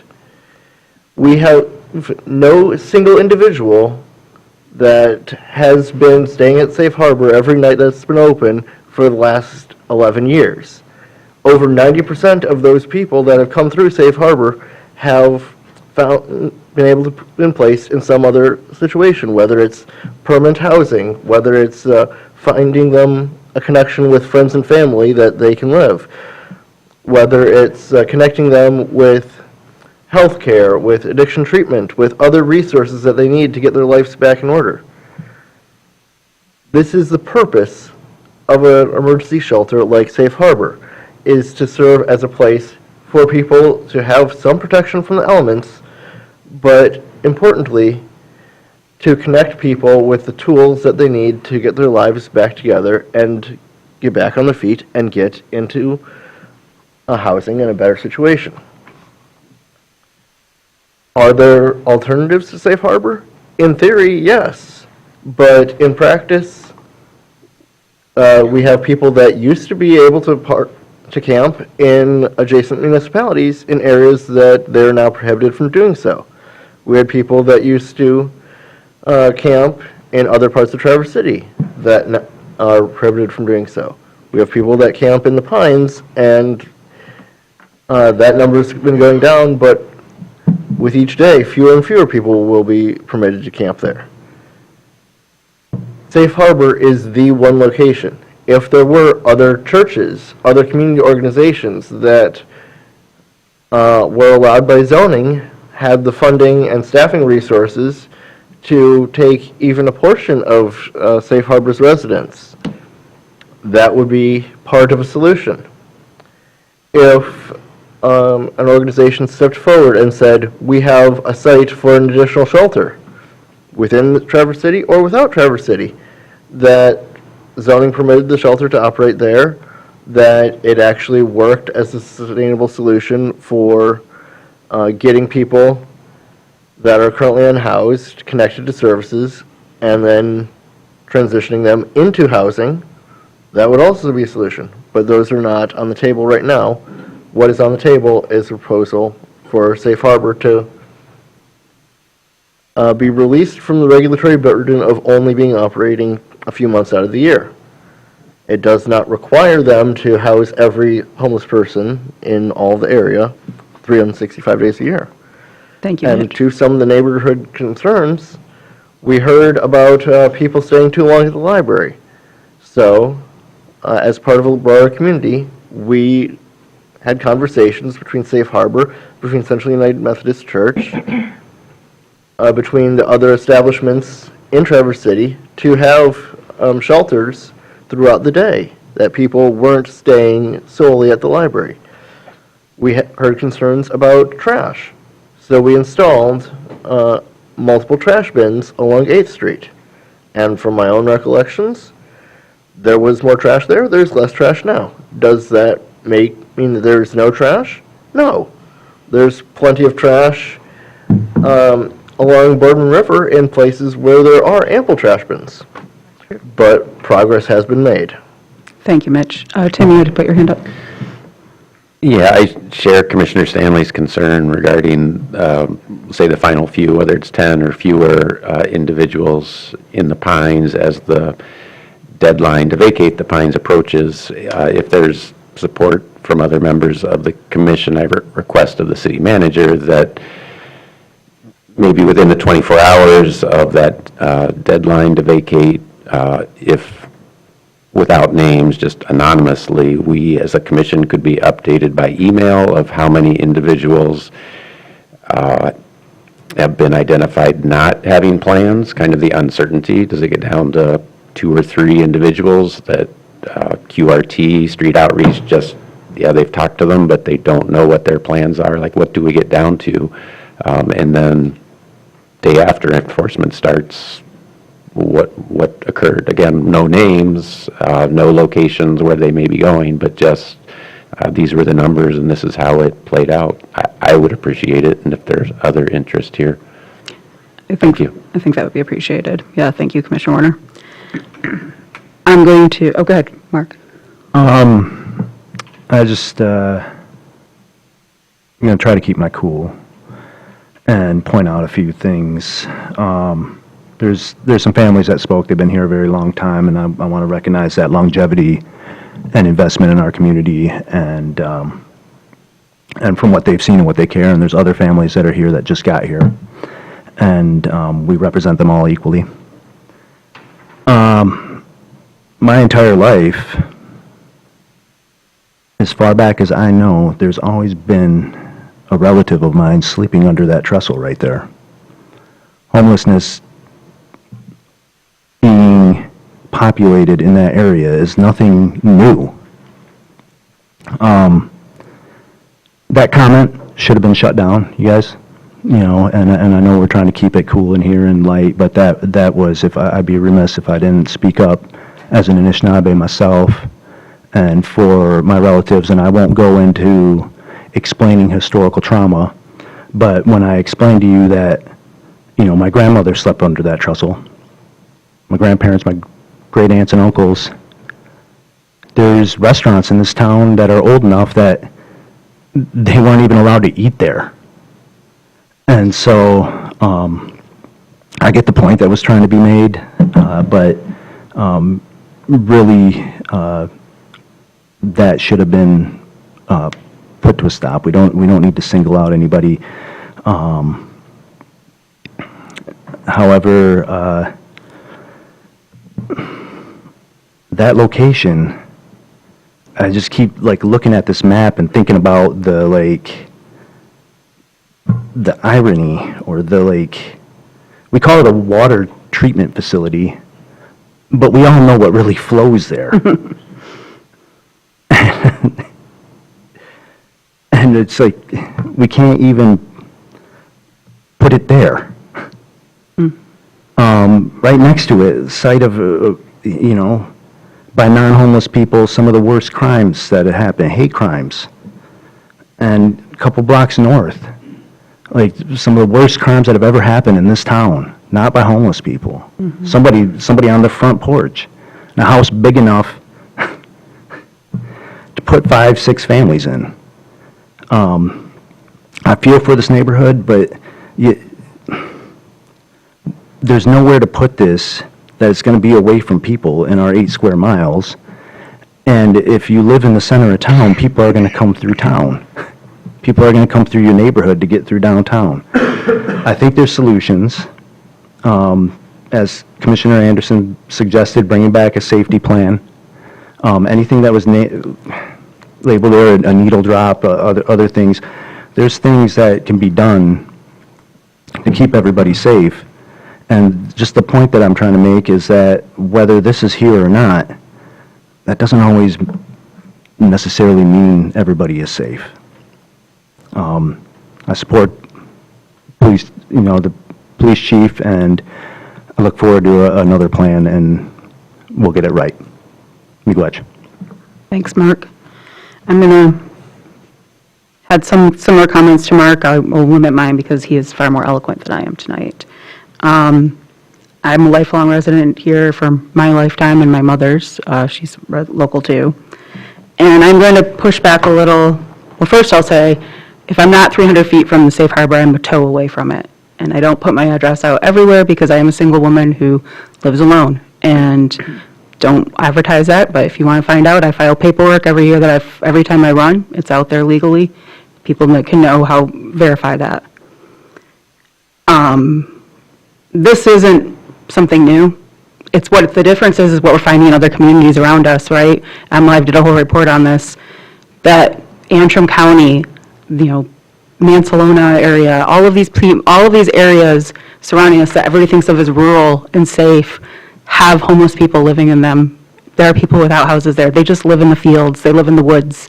And that's how it used to be here. Hoosier Valley, if you've lived here long enough, that's where people were living. It wasn't that in '89 the hospital closed down and everybody magically found a place to live, and now it's just become a problem. That was where people were living, and then you had ordinances change within townships, and you had services getting more centrally located in the city, and you had churches that could not bear the structure anymore of changing weekly to host our shelters, because that's what it was for people who don't remember. There would be a couple vans out front here at the governmental center, and they would load people in if they got there on time, and then they would take them to a church for the night. And bless the churches that did that, and all the volunteers who did that then and still do it today. And we're very appreciative of them. But I understand that because we've had more centralized services and because the issues have grown over the last few years, it seems like this is something new. And it seems like maybe even in the last 10 years since we had Safe Harbor, we haven't been trying. But County Commissioner Andrews said that it was a historic vote that the county chose to support Safe Harbor for the next 2 years. And it was, because we have been doing this on our own as a city for 10 years. I was elected just before we had the first vote. And I sit here and say that in this one issue, I think probably the majority of the city would agree that I am not a good leader, because I'm kicking people out of the pines, because we have a camping ordinance, because we don't want them to live in those terrible conditions if Safe Harbor goes year-round. I'm a terrible person because because we have a shelter in our city, because it's the only place that we could find one that had the property, as was mentioned by Mayor Pro Tem Wilson, next to the sewage treatment plant. That's ruining children's lives in this community. I'm my own neighborhood. I see the syringes every day too. I see all kinds of things every day. I'm on the Friends of the Library board. I work very closely with the library. I live 300 feet probably from the Safe Harbor. I'm bad with geography. It might be a little bit more. I see it as a reminder every day of all the work we still have to do. So I'm going to push back on everybody who's saying that we're narrow and focused and ignoring other plans. There's no other plans sitting out there right now. There's no building that's ready to move into that we could invest this money into instead. But the pines are not livable the way they've been the last couple of years. I'm sorry if anybody's taken the tour, if anybody's done the cleaning out. It's not livable. It's not humane.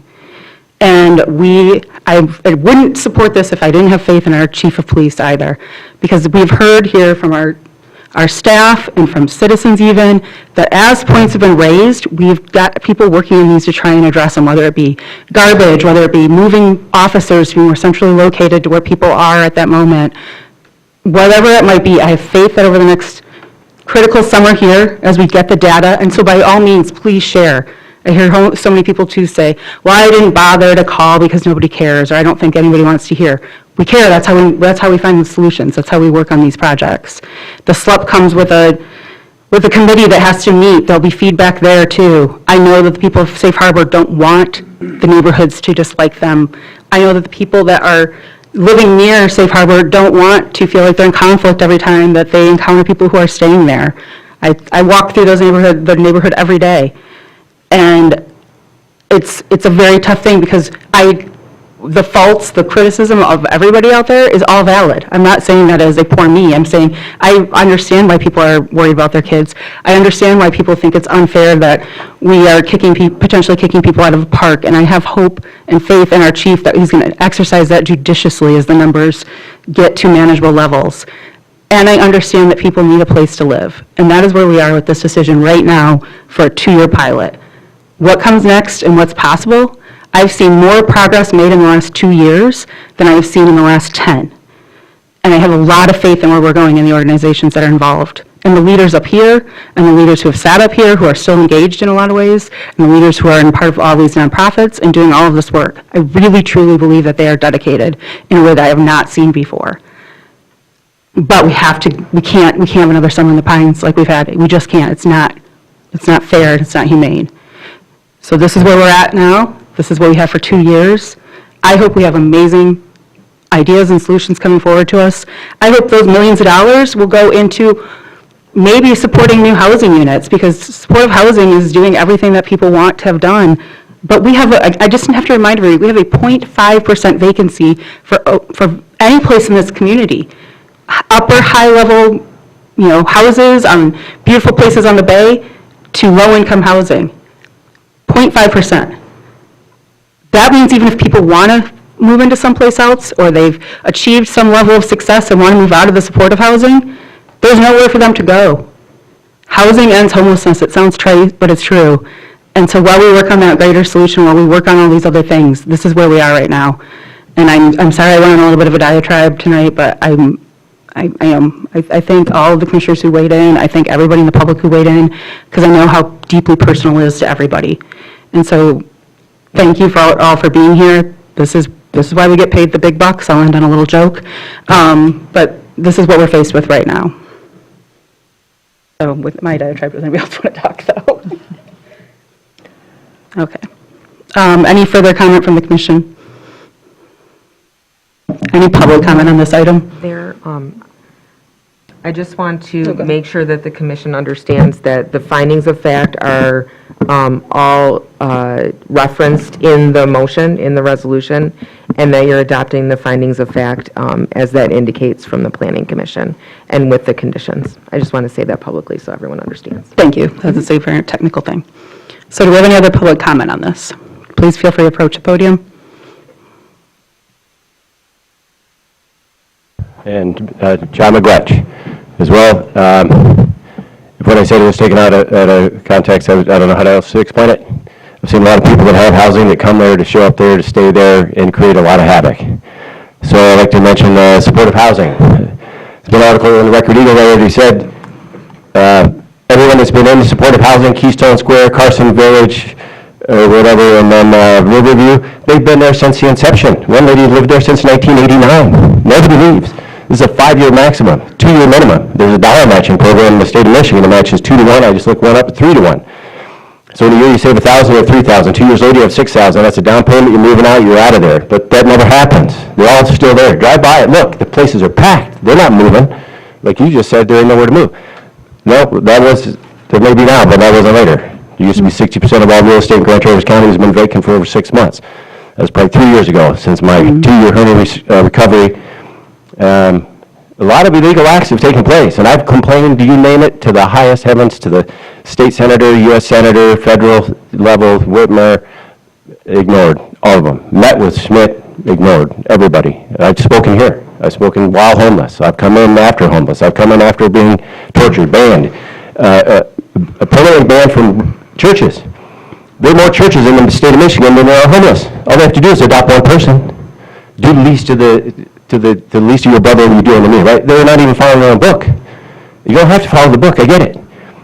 But You can't say that there's thousands of people in this town that cannot solve the problem for 60 to 190 people, however many are actually homeless, 60 here, 120 over there, that need a dwelling.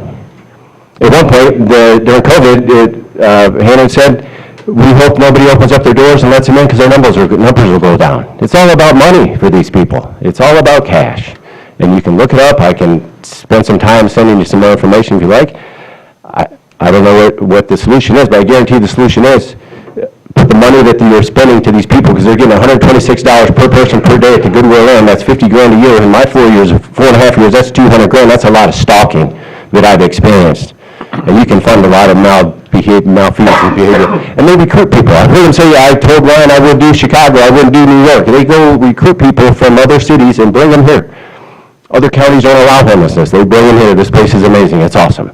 They have an advertising budget at the Goodwill Inn. Really? Spend the money to end 3 persons homelessness, then 6, then 9, then 12, then they're all done. Then when you're out of a job. But no, it's a full-time thing for them. They love the money. It's easy. They sit behind the glass. And it's horrible. It is really a horrible experience. I don't know if anybody who's been homeless. I've been homeless for 4.5 years. I walked around Travis County. During all of COVID, I ate every single meal outdoors. And I've been denied meals. I've been denied an extra sandwich while I had a job. As soon as I had a meal. Thank you for your comments. The thing that I always hear is, if you don't like it, move. Oh, yeah. But there's nowhere to go. There's no Please. vacancies anywhere. And there are like 4 crosswalks right at that intersection. They don't use them. They won't push the light. They won't even walk where the lines are. I don't know if it's tainted land or what, but how do you think they're going to use trash cans if you put more out there when they're not using the dumpster in the Pines area, when they vandalize the bathroom facilities that are provided there? It's just really frustrating, because while addiction is a huge issue, and I mean, my children have experienced it firsthand with their father. He has been arrested a number of times at both Safe Harbor and the Goodwill Inn, and nothing happens. He gets out a week, a month later. It doesn't matter if he's tried to kill me. What's happened? We need to start taking this seriously, because we're really just passing the buck at this point, and it sucks. Thank you. Justin Reed. So, same question. As is pointed out that there's no vacancies in Traverse City. And it's already been pointed out that there's nowhere to put them at. There's no building that's ready. There's no zoning. And, you know, the thought has been said, well, what about we find another campus-style version of a homeless shelter? And, you know, if Garfield Township said yes, or any other township said yes, there would still have to be some sort of agreement between Traverse City and those other townships. And you know, that could happen. Anything can happen. But one thing is, since we cannot go ahead and we've got a building height restriction in Traverse City, the residents voted for that. And so the consequences is we can't build up, we have to build outwards. Well, that's what's happening to the other townships, is that they're building outwards. And so part of the solution is maybe we need to think about how we do our land deeds with any new buildings. If there is a building that's going up that is over 60 feet, and part of that discussion can be, well, you know, that developer promises this X amount of supportive and affordable housing, but he has to make it up with the condos, to where maybe there could be a land deed that would be reflective of the property with the housing component with it. Thank you. Thank you. Good evening, Darcy Pickman. I lived in Central Neighborhood for 27 years, and I live out on the peninsula now. I've been involved with many of the agencies here that have been helping the homeless, unhoused, and those suffering with mental health challenges. I just want to leave everybody with a thought about the collaboration today in the Pines. I'm not in favor of Safe Harbor full-time, but I am, because there is no alternative right now. I think that this is something that has to be done on a temporary basis. I know many of the people there, and I had conversations with them during the past year, and it was encouraging today because we had relationships with them, and many of them are going back home to other places. Thank you to Chief Richmond and the staff that was out there today. We as stakeholders, there is some very, very encouraging things going on. And with life skill classes and teaching people, there were many, many people there today that were helping us clean up. And it was really just warmed my heart. And so I think they want to work. I think they want to have their dignity back. I think we really need to embrace some of these people individually. We had some go back home. I helped pack up another gal that was going to go back and live with her mom. There are some really good, heartwarming stories. And so I just want everyone to know that things are changing. It is going to take a little bit of time, but I do think as all of the agencies, all of these stakeholders come together, we can find a solution, and we won't have to have Safe Harbor. We will have housing. There's so much going on in the city, and I just really believe that. I don't think that the coalitions per se, with all the money, again, I said it before, $1.1 million to keep Safe Harbor open for 12 months for 70 people. We could put them all in housing for $1,300 a month, support services. They get vouchers for their utilities. They could all be in some of these apartments that are being built. I think that's what we should be looking forward to, having them in these apartments, subsidized apartments with support services. So again, I just want to leave with a positive note that there are lots of really good things happening. And I think, and I hope, and I pray that they will be out of that neighborhood. And I was hoping it would only be a year. But if it has to be 2 years, let's get on this thing and get it going and get them in housing. Thank you so much. Thank you. Any other public comment on this item? Bringing it back, any comments from commissioners? Seeing none, I'll call the vote. All in favor? Aye. Opposed? Motion passes. Thank you, everyone who came out tonight to speak on this. We do appreciate it. I'm going to be generous. If there's any students in the crowd, please feel free to approach staff over there for signatures so you don't have to stay any longer. This was a good discussion for you to sit through. While we're letting it clear out, you can even come up here if anybody needs one. 2-minute break. Yeah, we'll take a quick, like, 3-minute break for water refills, bathroom, and whatever else.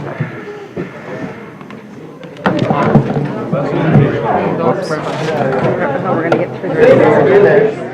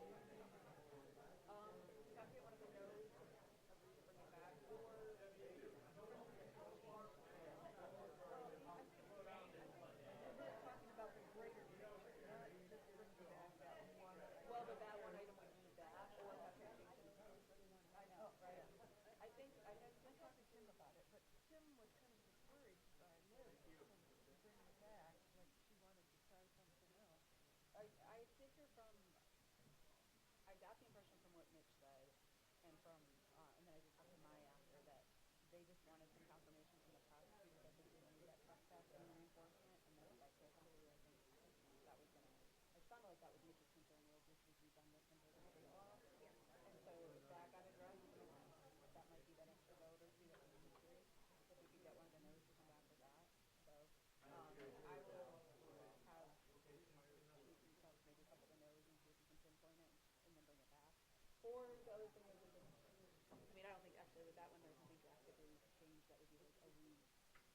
resolution of it for the new item, but I did feel like there was some ground that could be made up there and brought back, so, yeah, yeah.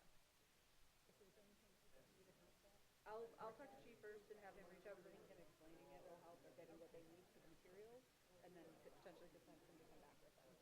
Hi. Sure. She's in the bathroom, I think.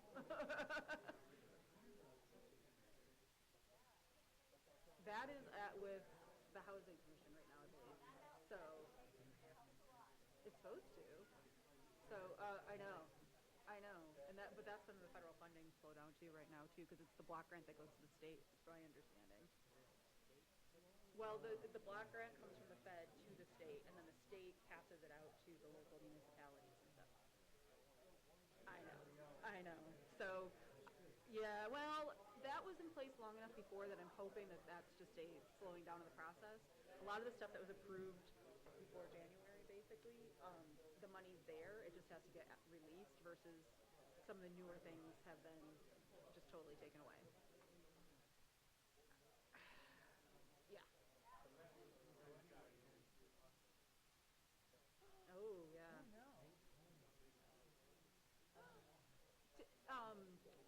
Who is it? NMCAA, the Action Network, the collective network this year. They sometimes will help with that bill collection kind of stuff. Have you talked to them? Yeah. Yeah.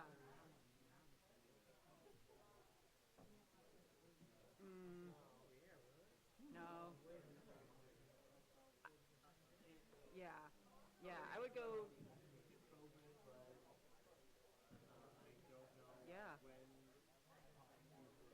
Yeah, I would talk to the Housing Commission because I think they'll be they have advocates to help too. They should have an advocate that they can connect you with too. So, yeah. Good luck. Let us know. I'm going to give everybody a minute to call everybody back. We still have a few more items. I don't want us to be here all night.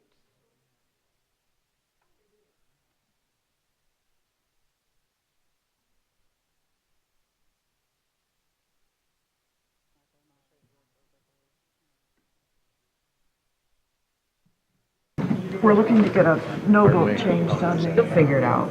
These three. Is that a no? Not for me. What's that?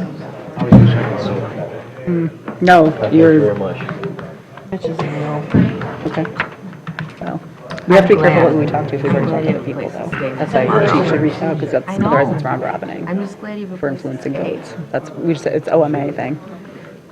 I know, it's weird, isn't it? I know. Have a good It's- night.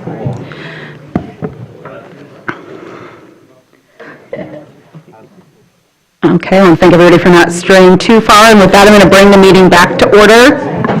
Our next item of business is old business number 2, which is the 5-year Parks and Recreation Master Plan, and Liz, why don't you start us off on that? Hi, thank you, Commissioners. Before you is a proposal from Tower Pinkster.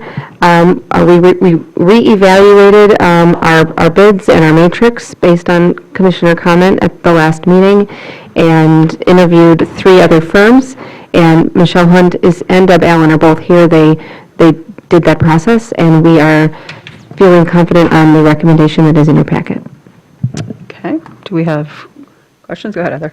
I'm going to make the motion. I move that the mayor and the city clerk execute an agreement with Tower Pinkster in the amount of $30,055 plus a 10% contingency for the total of $33,550 for the development of a Parks and Rec master plan with such agreement subject to the approval to its substance by the city manager and its form by the city attorney with funds available in Fund 499. Thank you. Second. Thank you, Commissioner Anderson. Okay, we have a motion and a second. Any comments? Go ahead, Mitch. Yes, I feel that though there was discussion at our last meeting on this topic, we did not have a consensus. There was no motion made. There was no vote held. And though City Manager Liz did take some direction, no official direction was given by this body. I attended last week's Parks and Rec meeting, during which the Parks and Rec Commission had discussion again on this topic, and they reiterated that they felt that the original proposal for Beckett and Rader was a scope more befitting the vision that they had for our Parks and Recreation planning for the future. Okay. Either Michelle or Deb, if you want to maybe address where the differences are from the proposal last week and this week. My understanding was staff might take on a little bit more, but. Sure. Hi, Michelle Hunt, Parks and Recreation Superintendent.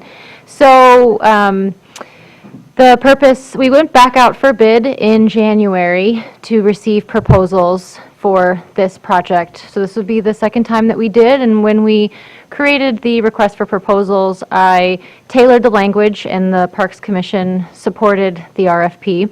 They had approval over that. And it was to make sure that we had a plan that was acceptable to turn into the Department of Natural Resources to be eligible for grants. And through the RFP process, we also made room for a more robust ADA site assessment, because that's very important to the Parks and Recreation Commission. And while it is important to have a plan that, checks all the boxes for the DNR so that we can submit that and have it be approved, Beckett and Rader's proposal did allow for us to go a little bit more above and beyond with community engagement and the opportunity to work with the events that we have in town.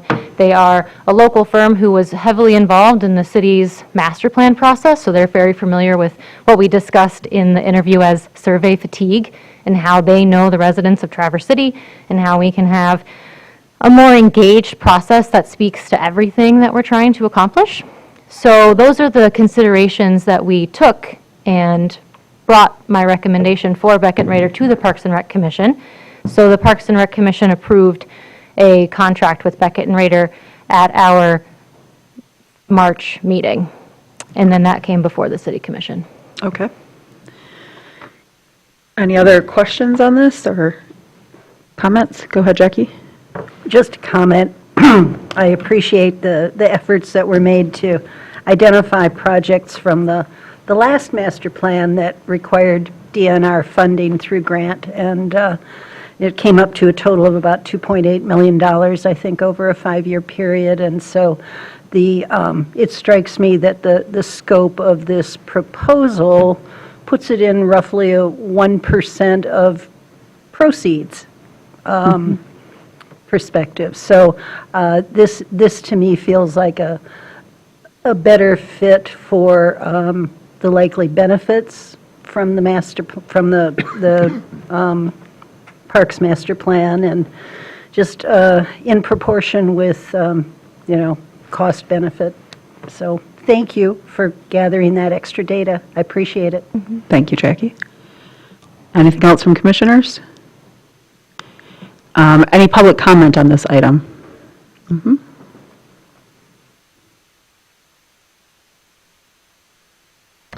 Hey, I'm Scott Murray, 630 South Union Street, Traverse City resident, also on the Parks and Recreation Commission.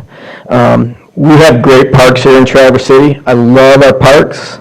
I think parks are a critical part of our social infrastructure. You want a testament to that. It's not a city park, but part of Hull Park is you spend some time walking your bike or walking your dog or riding your bike or walking around the board, and then you'll see all sorts of people out enjoying our facilities in this town. So it's a really wholesome thing. This park planning process of trying to select someone to help us with the master plan actually began, at least for me, the day after the election, when me and another Parks Commissioner, as well as Michelle and a few other city leaders, met and interviewed our first round of candidates, some of whom flew in to actually present to us. And they had a pretty exciting plans for us and ways we were going to look at our parks and do things in ways that we've never done before. And I, for one, was super excited about it, because not only do we know these plans play for themselves, but we also know that when you make a plan, you're kind of charting your course for the future. And I think there's things we can do to make our parks even better. So after we had 3 qualified firms come in and present, we selected the one that we thought best met our needs. And a few months later, we were told that that wasn't going to work anymore, that we had to scale back the budget considerably. which makes me shake my head a little bit because, you know, if we knew this wasn't going to match kind of what we wanted to pay, maybe that should have been part of the RFP process in the first place, and we shouldn't have had these people fly out to present to us. But anyway, so we came back and based upon the qualified judgment of our Parks and Recreation Commissioner or Manager and also the Assistant City Manager, we selected Beck & Rader. And then we're told again, that's still too much. And now we're basically down to picking one of the 3 lowest bids. And I just feel like that is not a process that makes sense. I feel like that as a process doesn't give the respect to our parks and the leaders who evaluated these plans. And in some ways, I'd prefer that we just pause and maybe even potentially, I know this is a little bit radical, but go a year without having a master plan in place so we can actually put the thought in and put the process around selecting a firm and putting together a plan that actually meets our needs. So I hope you please consider that, and thank you all for your service. Thank you. Any other comments on this item? Bring it back to the commission. Any other comments? Seeing none, I'll call the vote. All in favor? Aye. Opposed? No. Roll call? Commissioner Anderson? Yes. Commissioner Shaw? Yes. Commissioner Stanley? No. Commissioner Treadwell? No. Commissioner Werner? Yes. Mayor Pro Tem Wilson? Yes. And Mayor Shamro? Yes. Motion carries. And thank you for all the comments on that. I do appreciate it came from staff in this case. All right, moving on here. Item number 3 is a presentation, or sorry, our continued discussions on economic development services. I'll hand that over to you, Liz. Thank you. At the April 14th city study session, representatives from Traverse Connect made a presentation to City Commission on economic development services, and we were asked to take a look at their proposal, introduce commissioner comments and concerns, and to bring that back at a future meeting. So we are here again, and we do have Warren Call, CEO of Traverse Connect, here with us this evening. Thank you.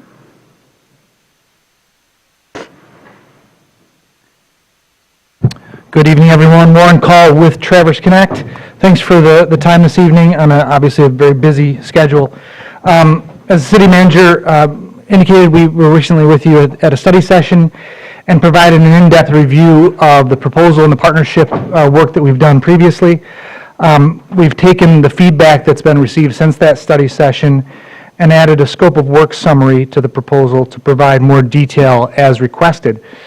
I can briefly cover the 2 sections of that scope of work, and then take any questions you might have. First, I think it's important to outline that some of the things that we work on your behalf are ongoing projects. The economic development proposals that are before you do reflect the fact that as a community we've developed a set of long-term goals, and not just the city in partnership with Traverse Connect, but the city in partnership with Traverse Connect and several other public sector bodies locally as well as state are working together on kind of traditional economic development projects that are ongoing, and they do vary. And I want to touch on that. They're variable and subject to what's going on in business developments, what's going on in public advocacy, what's going on with talent attraction and development needs. So I've provided in the scope of work some examples of some of the different projects that we've worked with, or worked on behalf of our public sector partners, and as well as the reporting timeline that details those developments. I think that I can't tell you, and I want to be really honest about this, I can't tell you year to year exactly what those projects will look like, because they do come up and they differ, right? We have many business expansion projects that have been developed, that have been detailed in the reporting we've done to you, and those, a business owner, a new business, an entrepreneur with an idea, we can't always predict exactly what those are going to look like, but what we can say is that we're always working on those things. Some of the economic development topics that we talked about last time, whether it's freshwater, fish pass, the advanced aerial mobility, all of those have the opportunity to generate new projects. And we provide the regular reporting on those, as well as the details of all of our past initiatives. So what we can tell you for sure, and with certain, is that it's our role contractually here to seek out all of those opportunities, right? With new businesses, with researchers that want to do pilot projects, et cetera. And we're here to partner with the city to work on your behalf on those things. And of course, we're always more than open to, further ideas and feedback that you have as to what we can be doing better or more or differently. So that's the first section of ongoing projects.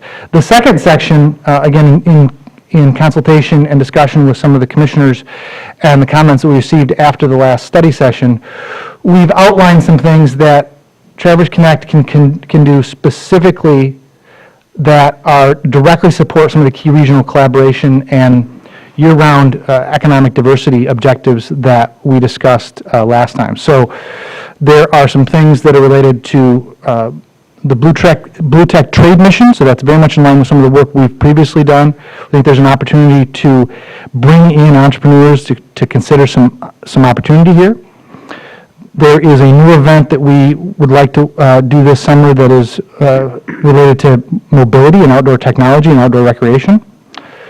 Our ongoing economic strategy sessions, suggestion from one of the commissioners to think about where can we highlight clean and green technology in our community and how it's being utilized to encourage other businesses to do so. And then expos and national outreach. So some things that we would like to do to further the region's economic development goals with some larger nationwide conferences. And then redevelopment site activities. So this is something that, again, Commissioner recommendation, that we look at where are there some specific sites within the city and also within the region that need some focus and attention to be redeveloped. And then ongoing discussions that we could put on a recurring timeline with the city leadership to make sure that we're addressing the needs and the goals that you have on a continuing basis. I just covered quite a bit there. I'll pause to see if there's questions either on that additional scope of work that we added, or if there's other questions regarding the agreement in the packet. Any takers? Okay, go ahead, Jackie. Well, first I want to say thank you for the additional detail on the scope of work. I think that helped me a great deal in understanding the deliverables from this contract, and that was valuable. At the moment, I am looking at the timing of this commitment primarily, and this comment is as much for my fellow commissioners as it is for you, Mr. Call, and viewing it in the context that 2 weeks from today we should be receiving the wrap-up report from our almost year-long strategic planning process. And I understand that economic development is one of 6 pillars of that strategic plan, and we expect to flesh out action plans against each of those pillars so that we have a better sense of how to allocate all of our resources that the city has.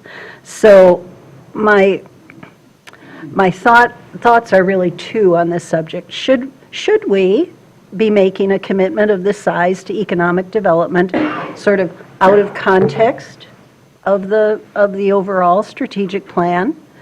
And then secondly, I know within your proposal is viewing Traverse Connect as sort of a convener of the regional collaboration that's a really important part of the strategic plan. And I wonder, for us to come at that from an economic development standpoint, is that correct? Or do we need a broader community focus for whoever represents the city and those regional collaborations? So those are my remaining thoughts, and I share those more with the commission than expecting you to respond in any way. Thank you. Look confused. I am a little To one of your points, I think I would say having had this conversation about how we bring the regional players together over the last 10 years or so. I think that Traverse Connect has done the best job of anybody who's stepped up in the region to do anything like that, whether it's under economic development or, I mean, with the broad brush of economic development, we've seen this play out, like getting the workforce housing pilot language changed or added in Lansing. That was some spearhead done by the Northern Chamber Alliance and Traverse Connect, but tons of regional governments, local governments, townships, county, and everybody were in on that to push for that kind of change too. So if we want to look at that through the lens of economic development, I think that also kind of touches on some of the community matters like housing issues that we've also talked about. I think at this cost, if we found that for $50,000 a year, we found that maybe there was something super specialized we'd want to look into, I think we'd have some flexibility in the budget to add somebody else if we needed it. But in that sense, I think at that cost, they're the ones I've seen so far that have worked on it and actually come through with anything. We've had a lot of people say they were going to do things, and then we've tried it ourselves, and nobody wants to come sit with us in the corner. And so I don't know if that. I'm not saying that's a definitive of anything, but I would offer that up as far as you asking what we thought about that. That would be my 2 cents on that question you asked. I wonder if our city manager would like to chime in here and talk about recent communication that she had with Traverse Connect about a problem that she was having, and she reached out to Traverse Connect to just ask the question. Well, yes. Can you remember this conversation? I do remember this conversation. Yeah, we're always talking about different funding sources and leveraging different opportunities with different organizations, and one of our staff said, maybe this different organization could help with some road funding. I'd leave it a little more nebulous, but I wasn't sure if that was an appropriate connection to make or if that was the right thing to do. So I just picked up the phone and called Warren, and I said, hey, I was given this recommendation on some road funding, and he said, absolutely not. That is not the route to go, and here are the reasons why. And it saved me a potentially embarrassing interaction, but I can't know everything there is to know about all of these different organizations, their funding mechanisms, how they work together, and how we can work together. So that was it was just really nice that I could pick up the phone and ask a question. But beyond that, when we talk about like bringing money back to this region, the advocacy day that we had in Lansing, I was really blown away. I had never done anything like that before. Last year was the first year I wasn't able to attend, so I sent the assistant city manager on my behalf. But now having attended it, I wouldn't miss it again. I wouldn't miss it again because the power of having a dozen or 24 CEOs from organizations all around the region collaborating together on core topics in a very organized and strategic way, and that cannot be done by those individual organizations alone. Traverse Connect, the Community Foundation, and others put that together. They know the lay of the land. They know how to get those appointments with senior leadership, and they were listening. And I was thinking, we're going to sit in the room, and these senators and reps are going to be looking at their iPhones, but they were really listening because it was organized. We were prepared. We used the time on the bus together to prepare our strategies and handoffs and who was going to take which topic and why and when. And when we had to divide and conquer, those were all planned. And that day was a very long day, but I came home feeling really good about the asks that were made and getting those resources back to this region. And Traverse Connect was a big part of that. Great question. Go ahead, Mitch. Yes, I do appreciate your ability to work at a regional level and your talks about looking beyond that. Since we are elected and responsible for the city of Traverse City, but as the economic hub of the surrounding region, most of the people that are working in Traverse City every day or commuting in are living in the surrounding area. So we need somebody that's able to take a higher level look at various regional issues. But to that point, Traverse Connect has its own boundaries, and there can be, I know people that commute from, say, Elk Rapids or Bel Air or Mansalona to Traverse City to work every day, but that is covered by Northern Lakes Chamber Alliance. So are you somebody else from Traverse Connect going to be attending their economic symposium this Friday? Yes, we will. In fact, myself and our Director of Government Relations will be there. I think important to note that yes, obviously, a lot of our economic development work is either 4-county or 5-county, depending on where we border with Northern Lakes Economic Alliance. But Northern Lakes Economic Alliance, as well as 18 other organizations, are all part of our Northern Michigan Chamber Alliance. So they're at the table with us, and we work together very closely on those things. In fact, there was just a fun kind of handoff thing the other day where 3 years ago, this company reached out to us, and they started looking at an opportunity to expand here. And then they were like, you know what, it might be a better fit in Emmett County. And so we handed it off to Northern Lakes Economic Alliance. Well, now that same company, after having started something in Emmett County, is now coming back to us as a referral back from Northern Lakes Economic Alliance, that, we work together to hopefully have another development here. I love to hear those regional partnerships. Thank you. Any other questions or a motion? Go ahead, Heather. I would like to make the same small edit, two places in this contract. Do I need to make the motion first before I make that suggestion? I think you can make the suggestion, and then we can figure out how to incorporate it in the motion. Yeah, maybe it'd just be as amended. Okay, it's in the recitals section, and I'm pretty sure I had it in what I sent to Warren a couple of weeks ago. But I'd like to have the word sustainable in the first whereas. The city desires to encourage the sustainable commercial and economic development. And also in the second whereas, in the last line there, business attraction efforts and supporting sustainable development and infrastructure enhancements.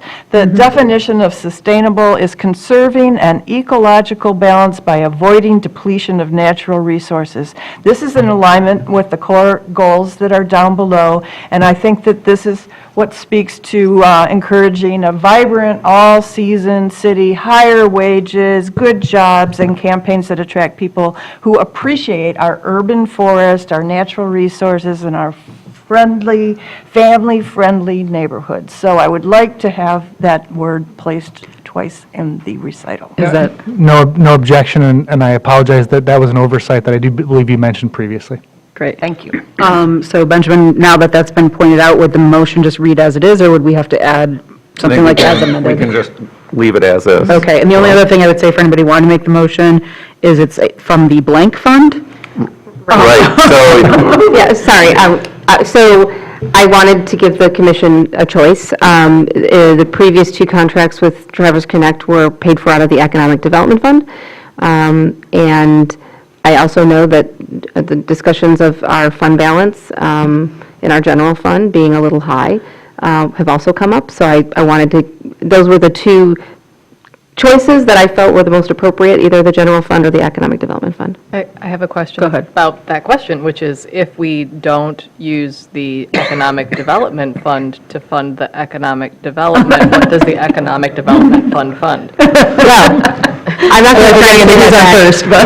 So we do have our treasurer, and we do have some, my understanding is the Economic Development Fund was named by a staff member, I believe the previous finance director, but has also been used as an interloan fund, so maybe we consider renaming it so that it's not confusing.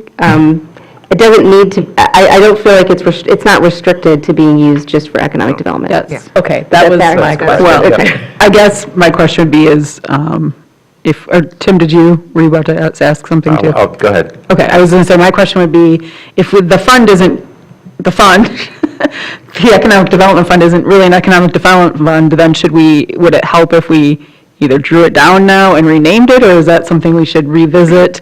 And I guess, would it help us to take it out of the fund at this point, or is it something that we can just rename? It doesn't have to be like spent down and reallocated or anything like that. Sorry, Warren, you're in the middle of this very, very nuanced conversation. No, I think Heidi Sheppy, our finance director and treasurer, is going to answer that question. Yeah, so my limited conversations with Bill Sweetmeyer, that is revenue from when we sold the lots in the industrial parks. So it was renamed Economic Development Fund. It's like Liz said, interdevelopment or interfund loans, but we could use it whatever we want if you wanted to draw it down or keep it there. I know there's been discussion on interfund fund loans with other funding mechanisms, so you can combine them, separate them, whatever this board or commission Go would ahead, Tim. like. We are okay with in Treasury. I'd support, while we still have the Economic Development Fund, this is economic development using it that way. To me, partly, yes, we have general fund, economic development fund, and as we'll see in the budget, we have all sorts of funds. And while technically we might calculate our fund balance only counting these funds, that's where we have a difference with the folks that audit us, because they look at everything. So they're not going to distinguish between an economic development fund and a general fund. It's still money available for us to spend. So I'd rather just use it out of the economic development fund, and at some future date, we could have the discussion about, do we still want to call it that, call it something else, eliminate it, whatever that might be. That's just me. Thanks. Well, in light of that feedback and Commissioner Shaw's edits, important edits, I'll just go ahead and throw out that if anybody wants to make the motion that the competitive bidding process be waived and that the mayor and city clerk execute a three-year agreement with Traverse Connect to provide economic development services in the amount of $52,500 for the period of May 1st, 2025 through April 30th, 2026, with a 3% annual increase in each of the subsequent 2 yearly renewals, with such agreement subject to its approval as to its substance by the city manager and its form by the city attorney, with funds available in the Economic Development Fund. Did somebody want That to make sounds that? like a great motion that I just made. Great, okay, thank you, Commissioners Treadwell and Shaw. Any other discussion? Go ahead, Tim. Yeah, just a comment. I do appreciate the work that Mr. Call put into adding the addendum, the extra page there, scope of work with deliverables. In a parallel universe, I would have appreciated if this had been more of a negotiation between Mr. Call and the city manager. It was not so much a, hey, this is what they're bringing to the city and here's the price tag, but more, hey, this is what we have to offer, and from the city manager's standpoint, then this is what our interests are, and find some common ground, find an appropriate price on it.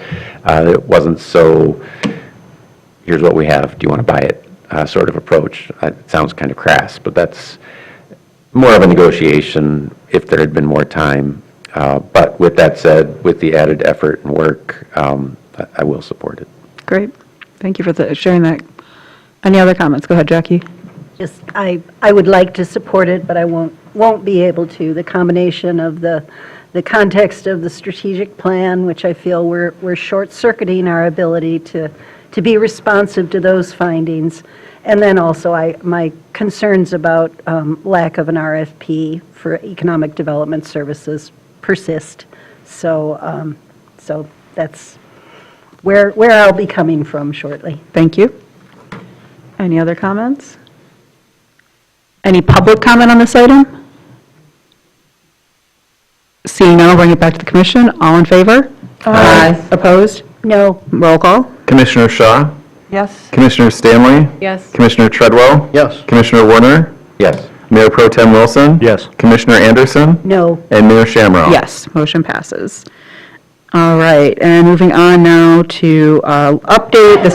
We had canceled our study session last week, I believe it was, because of worry about attendance. We had some things pop up with our commissioners, so we are having our study session on the East Side placemaking project now, and I see Director Winter is already up there, so.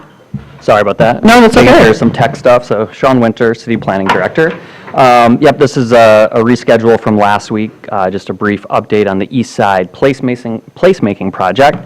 So if you recall from last year, this actually came from two separate citizen or constituent initiated efforts. The first one came out of the Mobility Action Plan leadership team, which through that process was asked to come up with 2 to 3 tactical urbanism projects. So tactical urbanism projects are low cost, high impact, they are quick to implement, they don't require permanent construction typically, and they're a way to help envision how a place can be used differently than how it had been historically.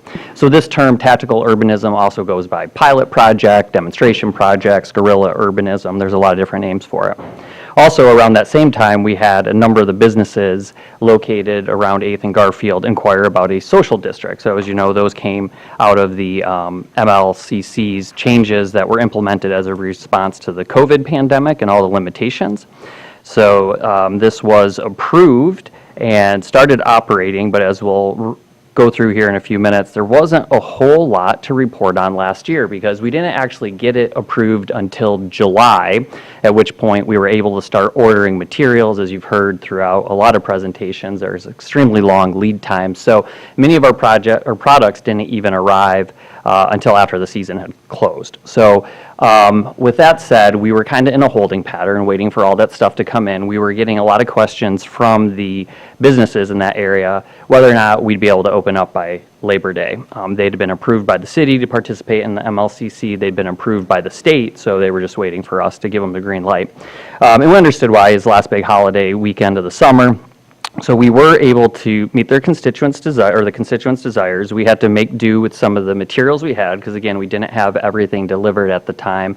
So I just want to say thank you to the Festival Foundation. They loaned us all their traffic barriers because our planters didn't come in to block off the traffic. So you can see them in white in the background. So we appreciated that.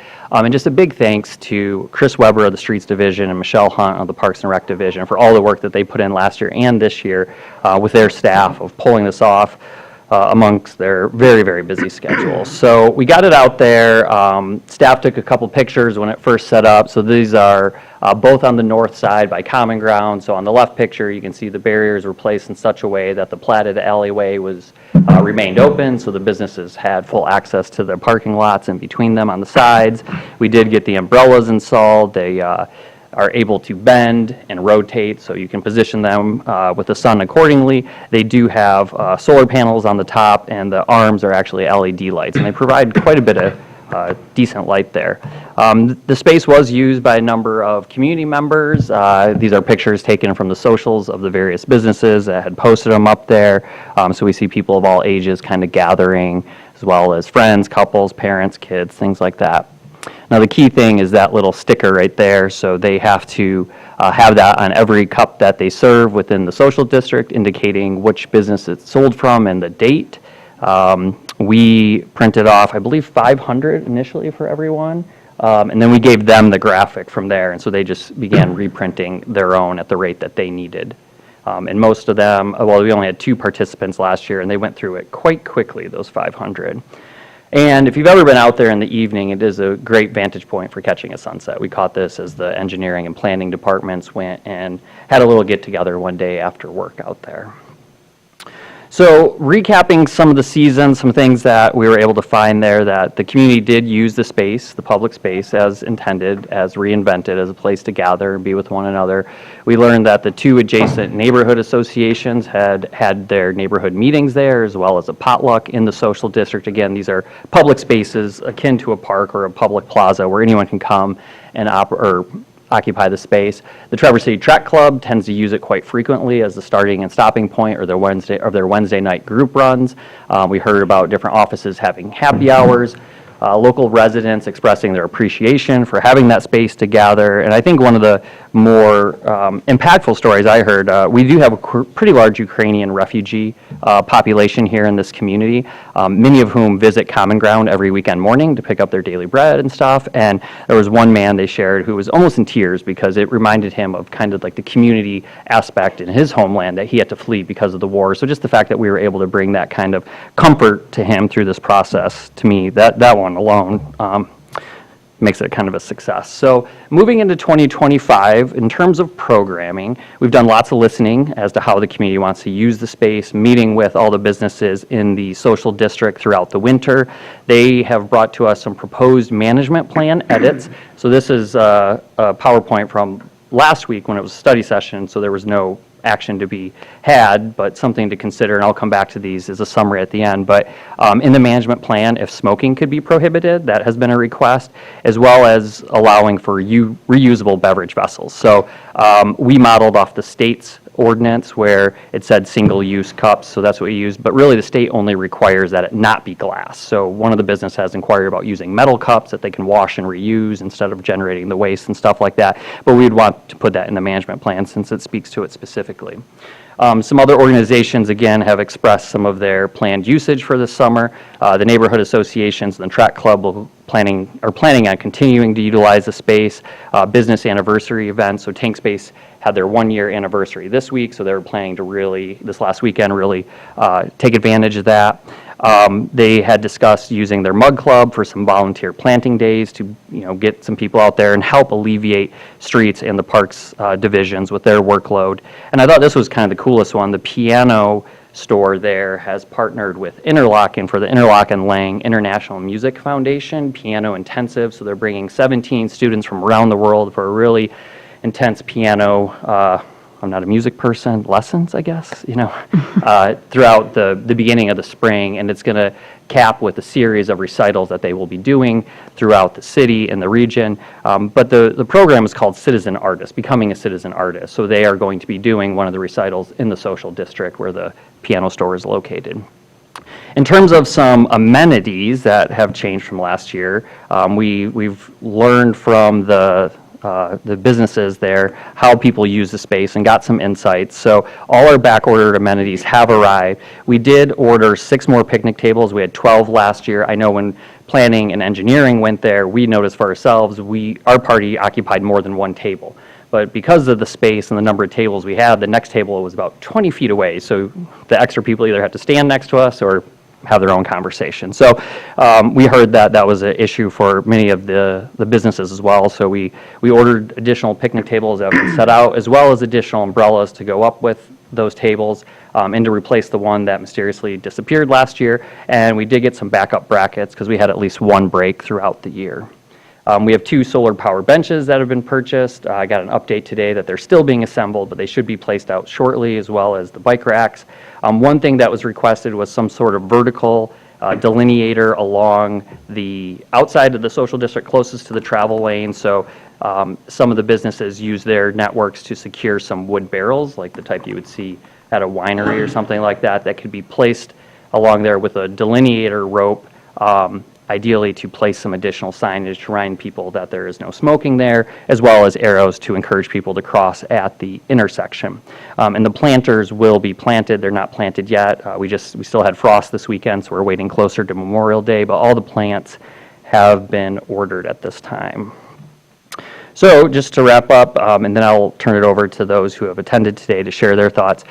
Just wanting to get direction whether or not the commission supports prohibiting smoking in the East Side Placemaking Project and the reusable beverage containers. We also had 2 requests. One came through a city commissioner that was directed to us requesting to extend it down Garfield. They own a business further down there, and they noted that Garfield is not really a residential street. So that's up for your consideration and direction, as well as a request to extend it westward along East 8th Street to Michigan Avenue.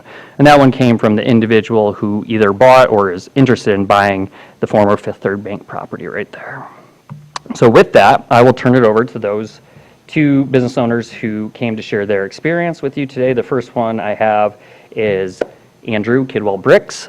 He is the owner with his spouse of Tank Space, along with Earth and Ales. They just had their first baby about a month ago, so we're really grateful that he pulled away. He was texting me cute pictures of her, but first new baby in our neighborhood in a long time, so we're really excited about that. And then after him, we have Leslie Bilby, owner of Oakwood Proper Burgers. Thank you, Sean. I appreciate your work and the work of all the staff in kind of making this happen. I don't have a whole lot to add to what Sean just shared. Just to sort of summarize a little bit, though, I do feel like we got just enough of a season last year to figure out a couple of tweaks that I think have led to good improvements in kind of the look and feel of the space, at least where we are so far. I mean, I set it up on Thursday. We're here on Monday. We're just getting started. I'm excited to have Common Good participating this year. Just having the 2 of the 3 for the short season last year, I feel like we weren't getting the full sort of potential of it. So in the sense that like this was intended to be sort of a pilot or a test, I think we're going to get our true pilot in this season. We've got a little more awareness because we had that brief season last year. And I think we've made a much more attractive, inviting space. And mostly I'm here if you guys have questions and want to dig into any of this in more detail. So other than that, I won't take up more of your time at this point. Thank you. Good evening. I echo mostly what my cohort over there, Andrew, said tonight. But first, I would like to thank city staff. My goodness, the rain that they set up the park benches in and the planters. It was one wet day, and so they worked really hard to do that, and I appreciate that.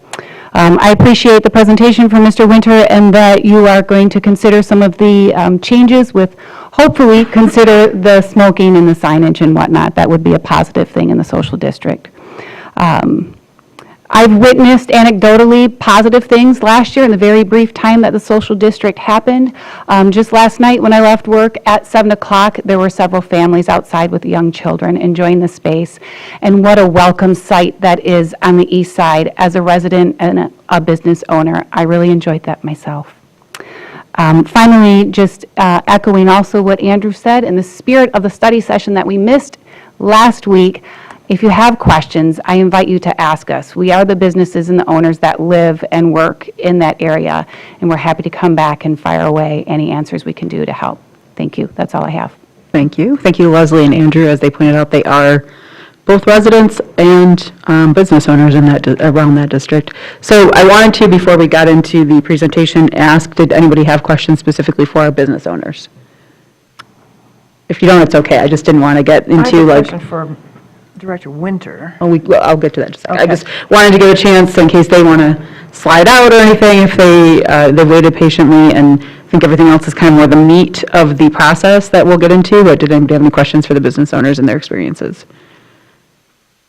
Looks like we're pretty satisfied, so thank you both for sticking around and sharing that and being willing to come to this meeting. And so, I guess, Director Winter has asked us some questions too, so I wanted to kind of tackle those first though. So one of the questions that's been asked of us, and I think we've heard a lot of people supporting it, is are we interested in having a smoking prohibition being brought to us? Is that, seeing vigorous head nodding yes.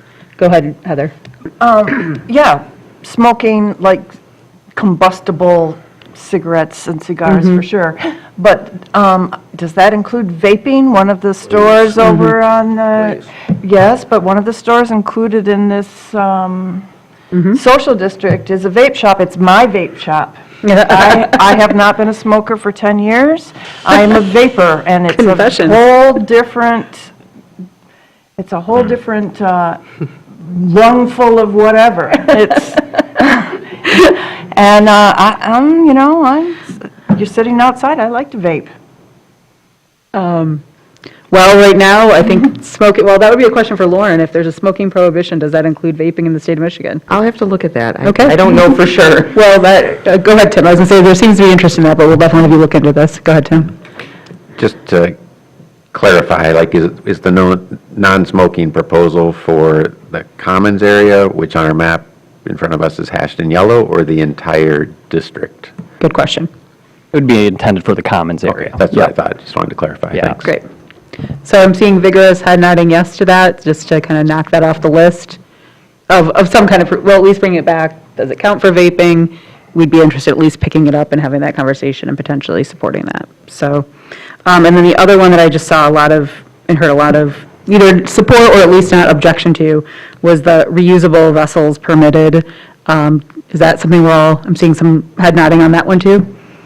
Okay, so I think that would be a clear directive that bring that one back. I see a thumbs up from Andrew. He seems excited about that over in the corner since I have the perspective from here.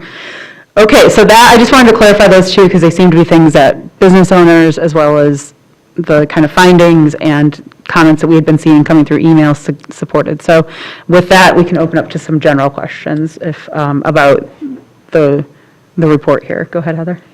Yes, for Director Winter, has the city, and that doesn't include the DDA, I want to exclude the DDA from this, has the city ever done any placemaking before?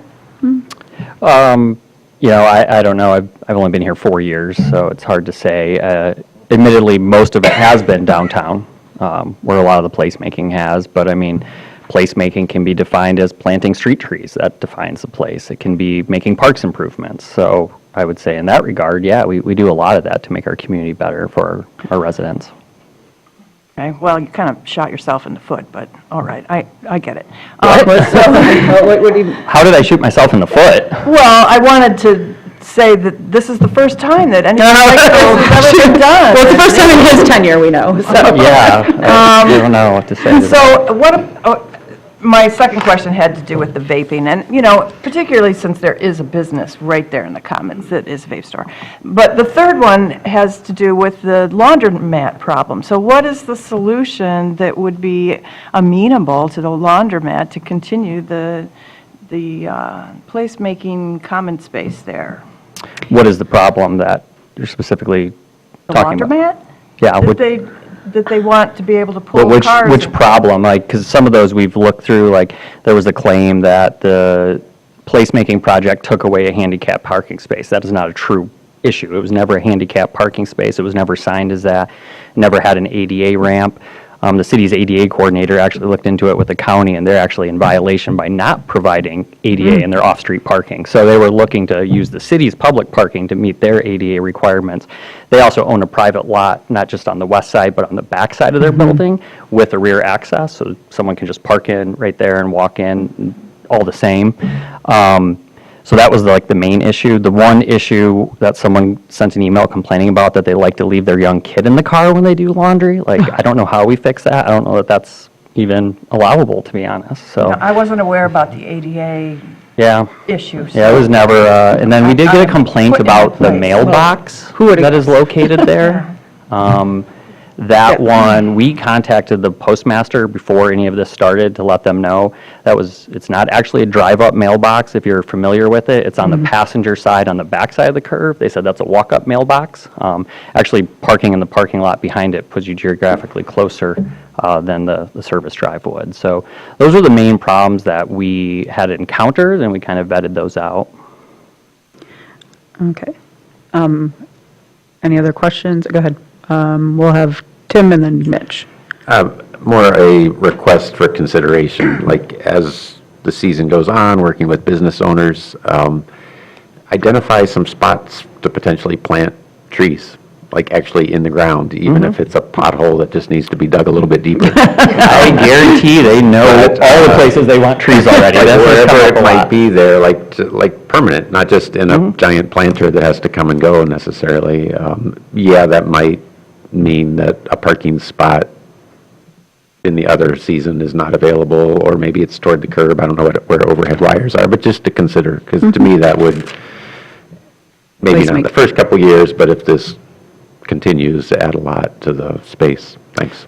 Yeah, I would love to do that. I will say there's a long-term vision for most of these constituents, and they would like to see a permanent improvement there. And they understand that this is one step to get there, but if we can look and find some spots to get some trees in the near time, we can definitely talk with Parks and Rec. I know they're in their planting period right now, so. Great. Mitch? Yes, getting into what will probably be, not just now, but in future discussions, a major topic. I'm very curious how you not arrived at the need for expansion, because that was part of the vision for as long as social district has been proposed, but the extending it in only the two directions that have been proposed, and only as far west as Michigan, but going as far as Boone, which is much farther along Garfield. Again, this is all coming from your constituents. That's their ask, so I had no thought on it. This is specific things that they have asked of you. So if you want to take it one step further, by all means. I mean, I was just in Grand Rapids again Thursday, Friday, where almost the entirety of their downtown is social district. Been there for, I don't know, probably the last 3 years, number of times. I've never seen anyone even walking around with a drink. You know, we talked about this a year ago. It's not the impact that people think it probably is, so. So I guess what I would put to the commission based on some of the questions is, with the two proposals of expansion coming from kind of owners and or users, would we be interested in having that proposal brought to us, maybe with, like we've heard here from the owners, some of the request information brought to us, or Is that something that people don't have an appetite for right now? Jackie? I have no appetite for expansion on this area until we receive some of the data that was originally promised about what the business results have been.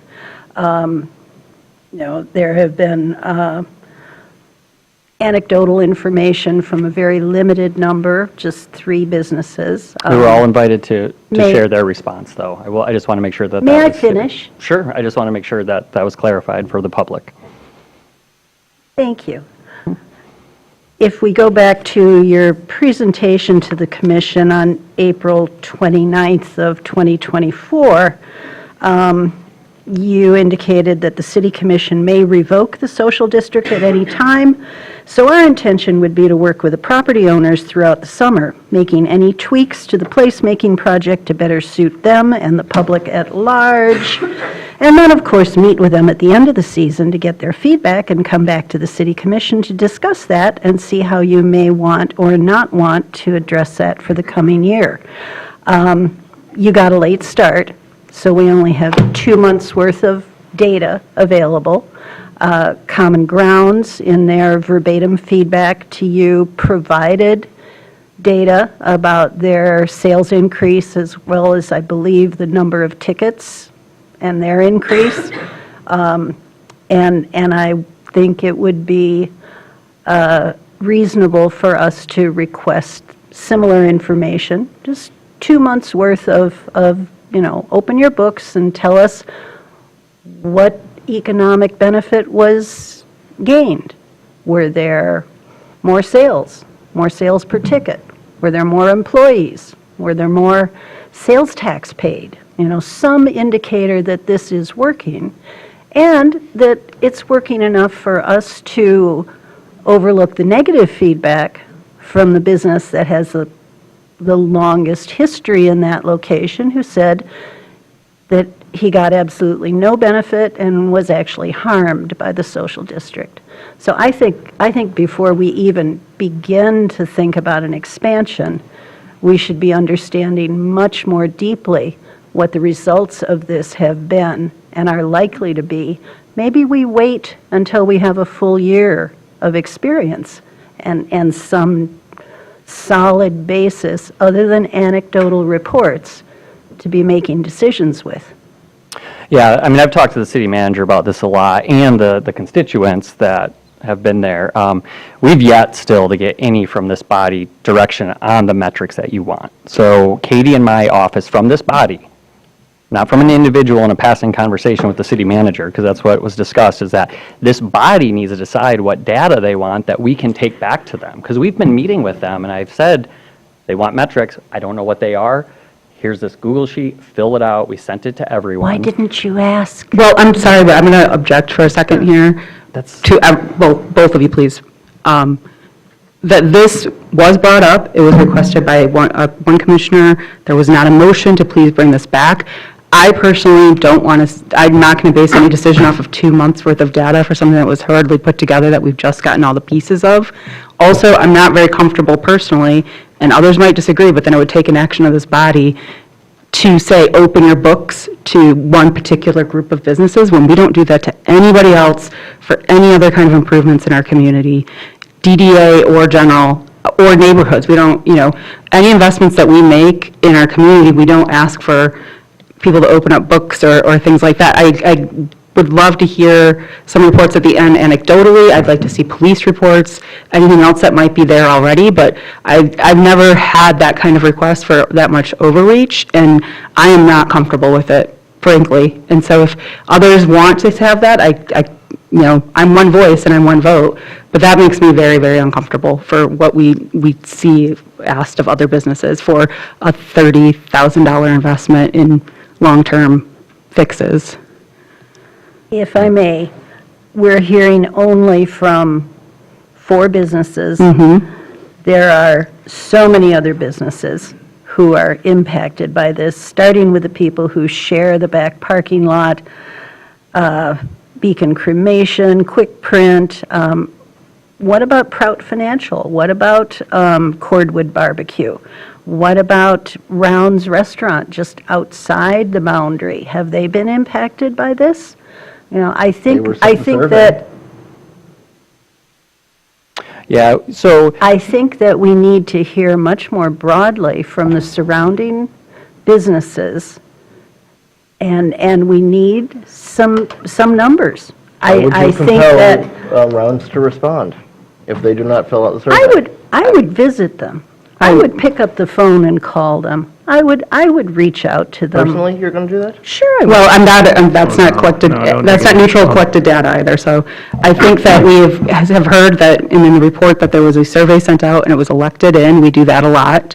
I'm not saying that we can't ask for data at all, I'm not saying that this just goes along merrily and we don't get any feedback, but I think the request that was just made and the claim of missing data when that wasn't a consensus of the commission, and that's where I'm saying that I don't think that that's exactly where we're at. So I think that's why I would want to see us have a discussion about, in this case, whether it's the expansion and having then some more information, more justification, that would be then more outreach of if we were going to do this, how would that affect other businesses, how would that have anything else there, but we need to have consensus from 7 of us, of a majority of the 7 of us, of what we're looking for, and not having had these random conversations without directive. Lauren asks us a lot of, am I hearing from you that you want X and Y? And am I hearing from the majority that you're looking for this? I didn't hear an appetite for this. I think that's where we have to get to with what we're looking for with this. And I'm not looking for that.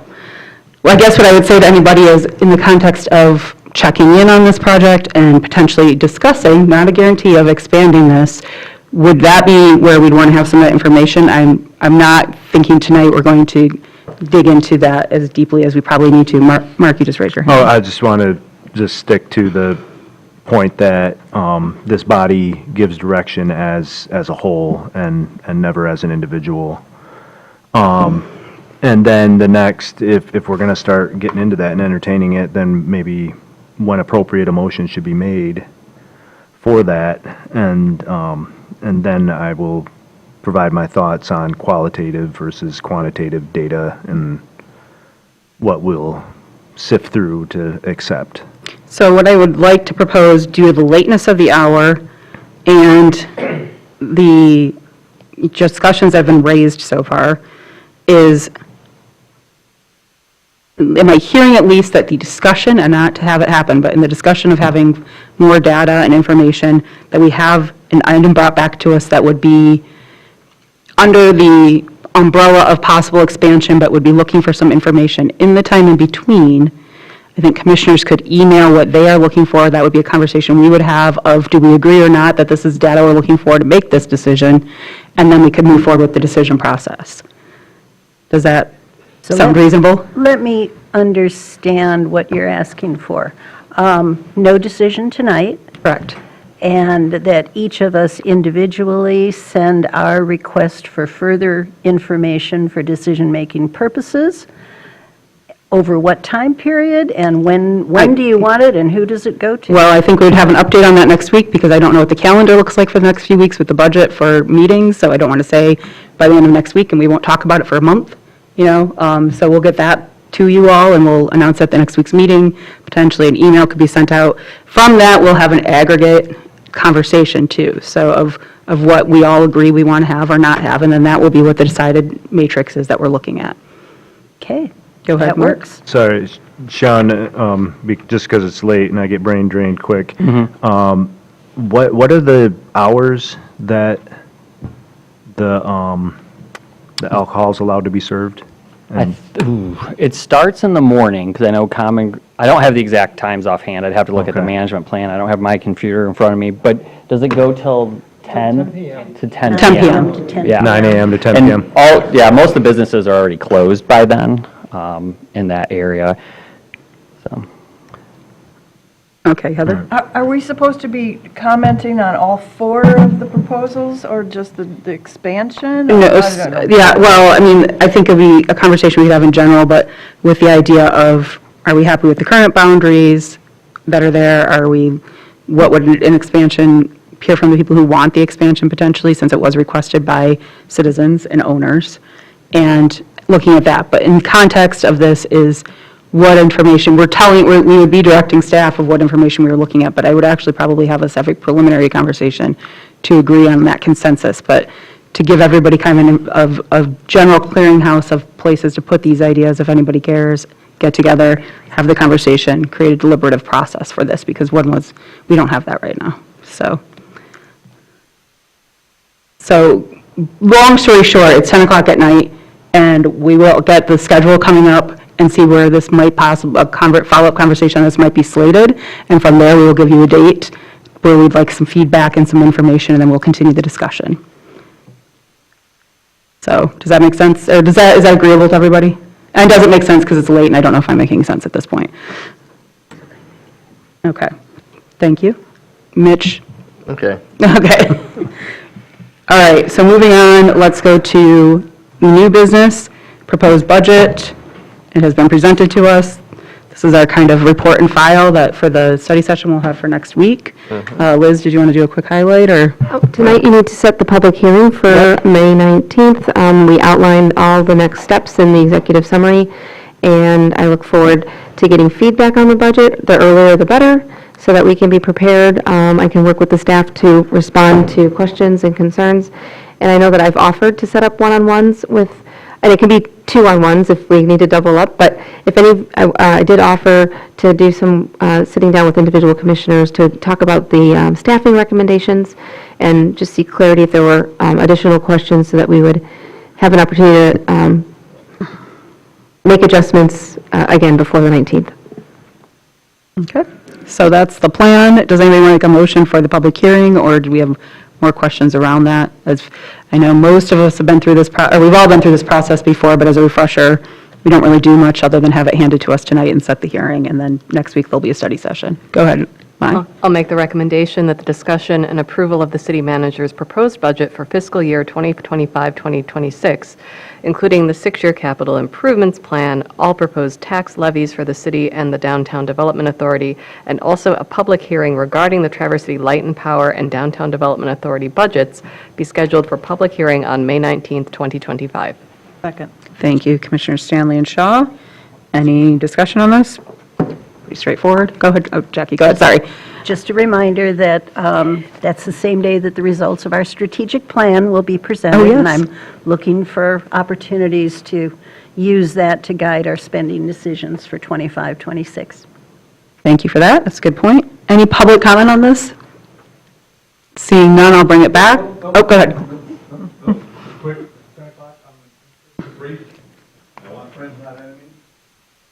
Richard Robbins, speaking on behalf of the Grand Traverse Safe Streets Alliance. Thank you to the Complete Streets Ad Hoc Committee and the city staff for including the proposed 1% set aside for non-motorized infrastructure improvements. This is consistent with other forward-thinking cities and townships across the country who recognize that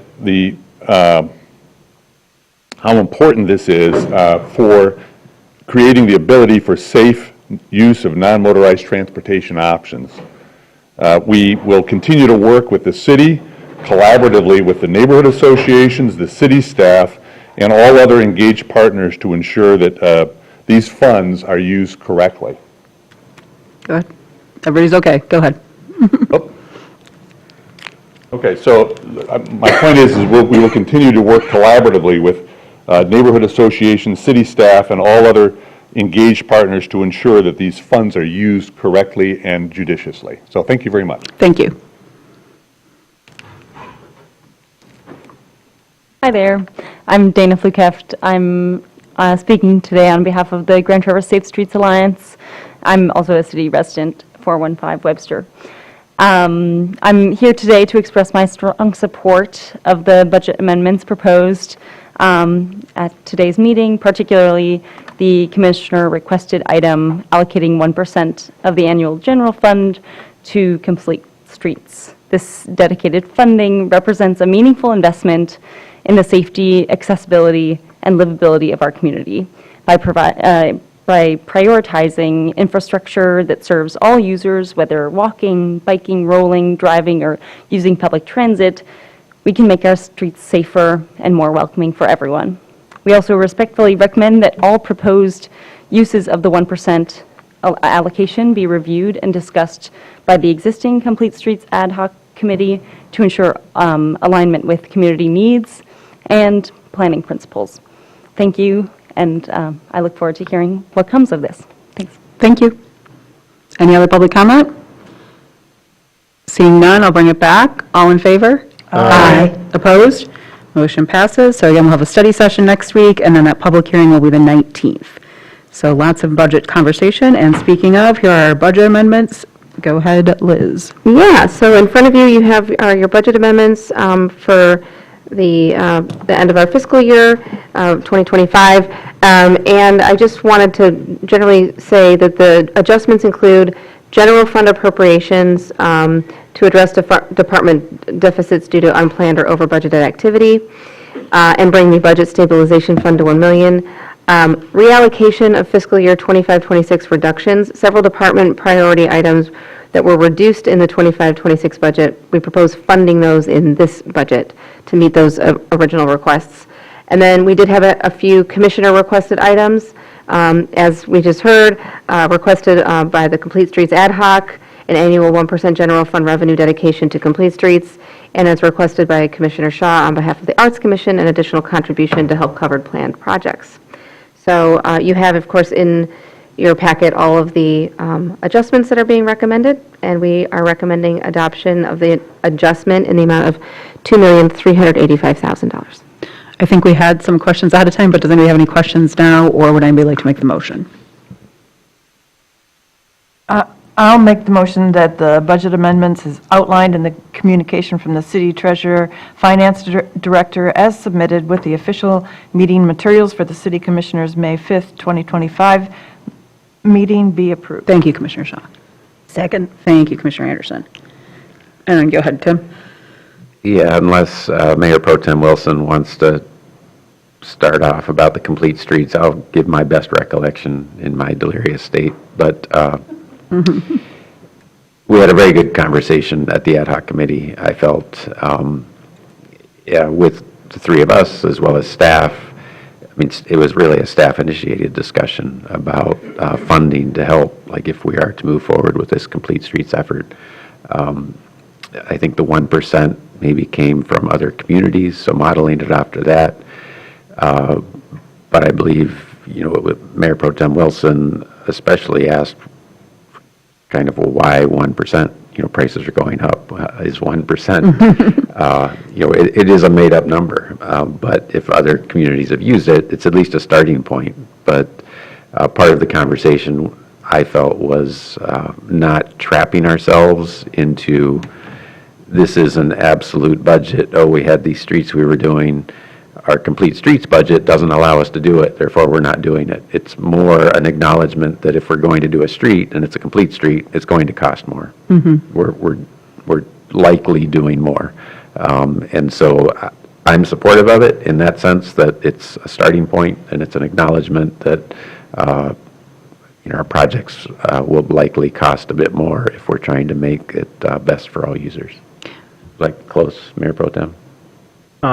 Yeah, just that maybe in a response to some of the emails that we got saying that,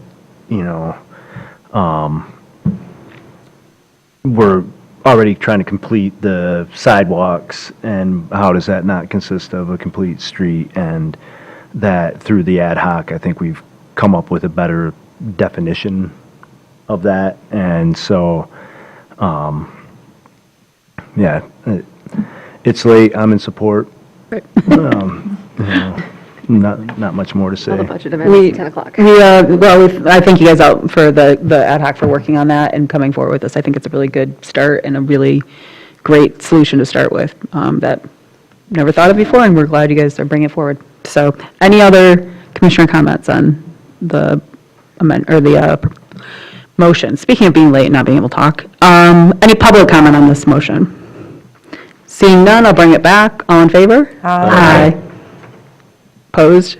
All right, there we go. We got our 1%. good to go. Good start. I think we're all agreement on that. And on to the Public Arts Trust Fund here, and is that Liz, or is that going to be That's me, Heather? I think. That's Commissioner Schmidt. That's what I thought, so. Oh, boy. Talk about delirious is definitely the word. So this was really confusing. I asked Liz for 100% boost to the Arts Commission budget, and she said, yes, here's $15,000. And then we were at an Arts Commission meeting, and we were looking kind of at the budget that we had there, and Lauren there was saying, well, it's only $15,000 that you get from the city, or from the DDA. I don't know. So then I talked to Deb, and Deb said, oh, well, the city only gives you $15,000, and the DDA gives you another $15,000, and that covers admin. And then I looked at the budget docs that we got on Thursday, and it said 30. I was totally confused. So it's all been figured out. The city general fund from the operating fund gives the Arts Commission $30,000 a year. And it has since 2019. The DDA has only contributed money twice in those years, and that was in 2019 and again in 2022, and that was $15,000 each of those years, and they were for specific projects. So while I appreciate that this is the first budget increase that's been asked for in, 10 years, what's on the books right now for an extra $15,000, bringing it up to $45,000, is not even a living wage in Traverse City. And I realize that the Arts Commission budget right now is really healthy. It's got $154,000 in it. But that's because the Arts Commission has been saving money for 3 years to put on this fall mural festival. And when that mural festival is over with and paid for next year, there's going to be zero, and we're back to saving money again. So it does seem a shame to me that Traverse City is allocating so little of its budget to the arts when I believe many of us up here acknowledge that we have a tourism problem that focuses on drinking and partying, and that may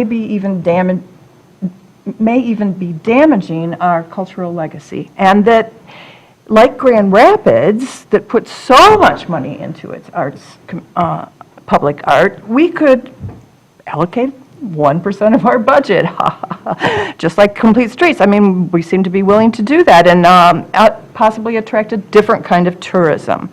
Also, the master plan, and almost every neighborhood in the master plan, it calls for more public art. So I'm not going to go that far, although I will say that East Lansing has implemented an ordinance called Percent for Art, and it requires that 1% of the cost of certain public capital improvement projects be allocated to public art. So maybe that's something we can talk about in the future. But for right now, I would really like to get double the art, the budget that we've been having for the last 10 years, from 30 to 60, which was what I asked for in the first place and then didn't understand what was being asked for. Caitlin Early is here. You did get some documents in your packet, and Caitlin Early has been on the Arts Commission since. So she knows a lot more about this than I do, and she would like to say a few words. Well, Caitlin, you were kind enough to wait this long, so we will give you the mic with our brain dead selves up here. But we love the arts, so. Oh, I'm so excited. Well, thank you. I'm very happy to be here. My son is going through a sleep regression, so I am super tired. So I'm sorry if none of this makes sense, but I did want to just illustrate an initiative that we're working towards that we have been saving money for over the last 4 years as part of our strategic plan that we underwent in 2021 and 2022. We do have a very robust and healthy fund balance that I am hopeful to completely deplete in the next 18 months. So I think in your packet is included some information about the North Boardman Creative Initiative. So that is showing, over the amount, the expenses would be over the amount of the fund balance, even with the potential doubling. And we just kind of walk through a component of that, as Heather mentioned, is the inaugural mural festival. We hope to make that a biannual event, and as a placemaking initiative in different neighborhoods throughout Traverse City. We chose the North Boardman to get started in following the 2020 study, the Healthy 8th Street initiative.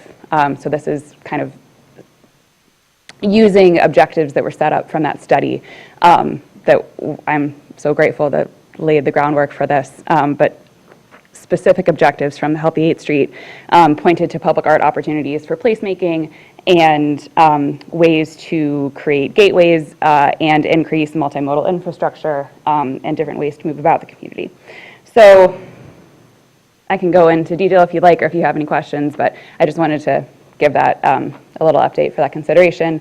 And also say we have received state funding supporting this project. We have a federal grant that has been submitted, and I needed to go after additional grant funding to be able to meet the match because I wasn't able to present a match based off of the annual allocation from the general fund. So. Great. Do we have questions for Caitlin while she's up here? Thank you so much for your time. Thank you.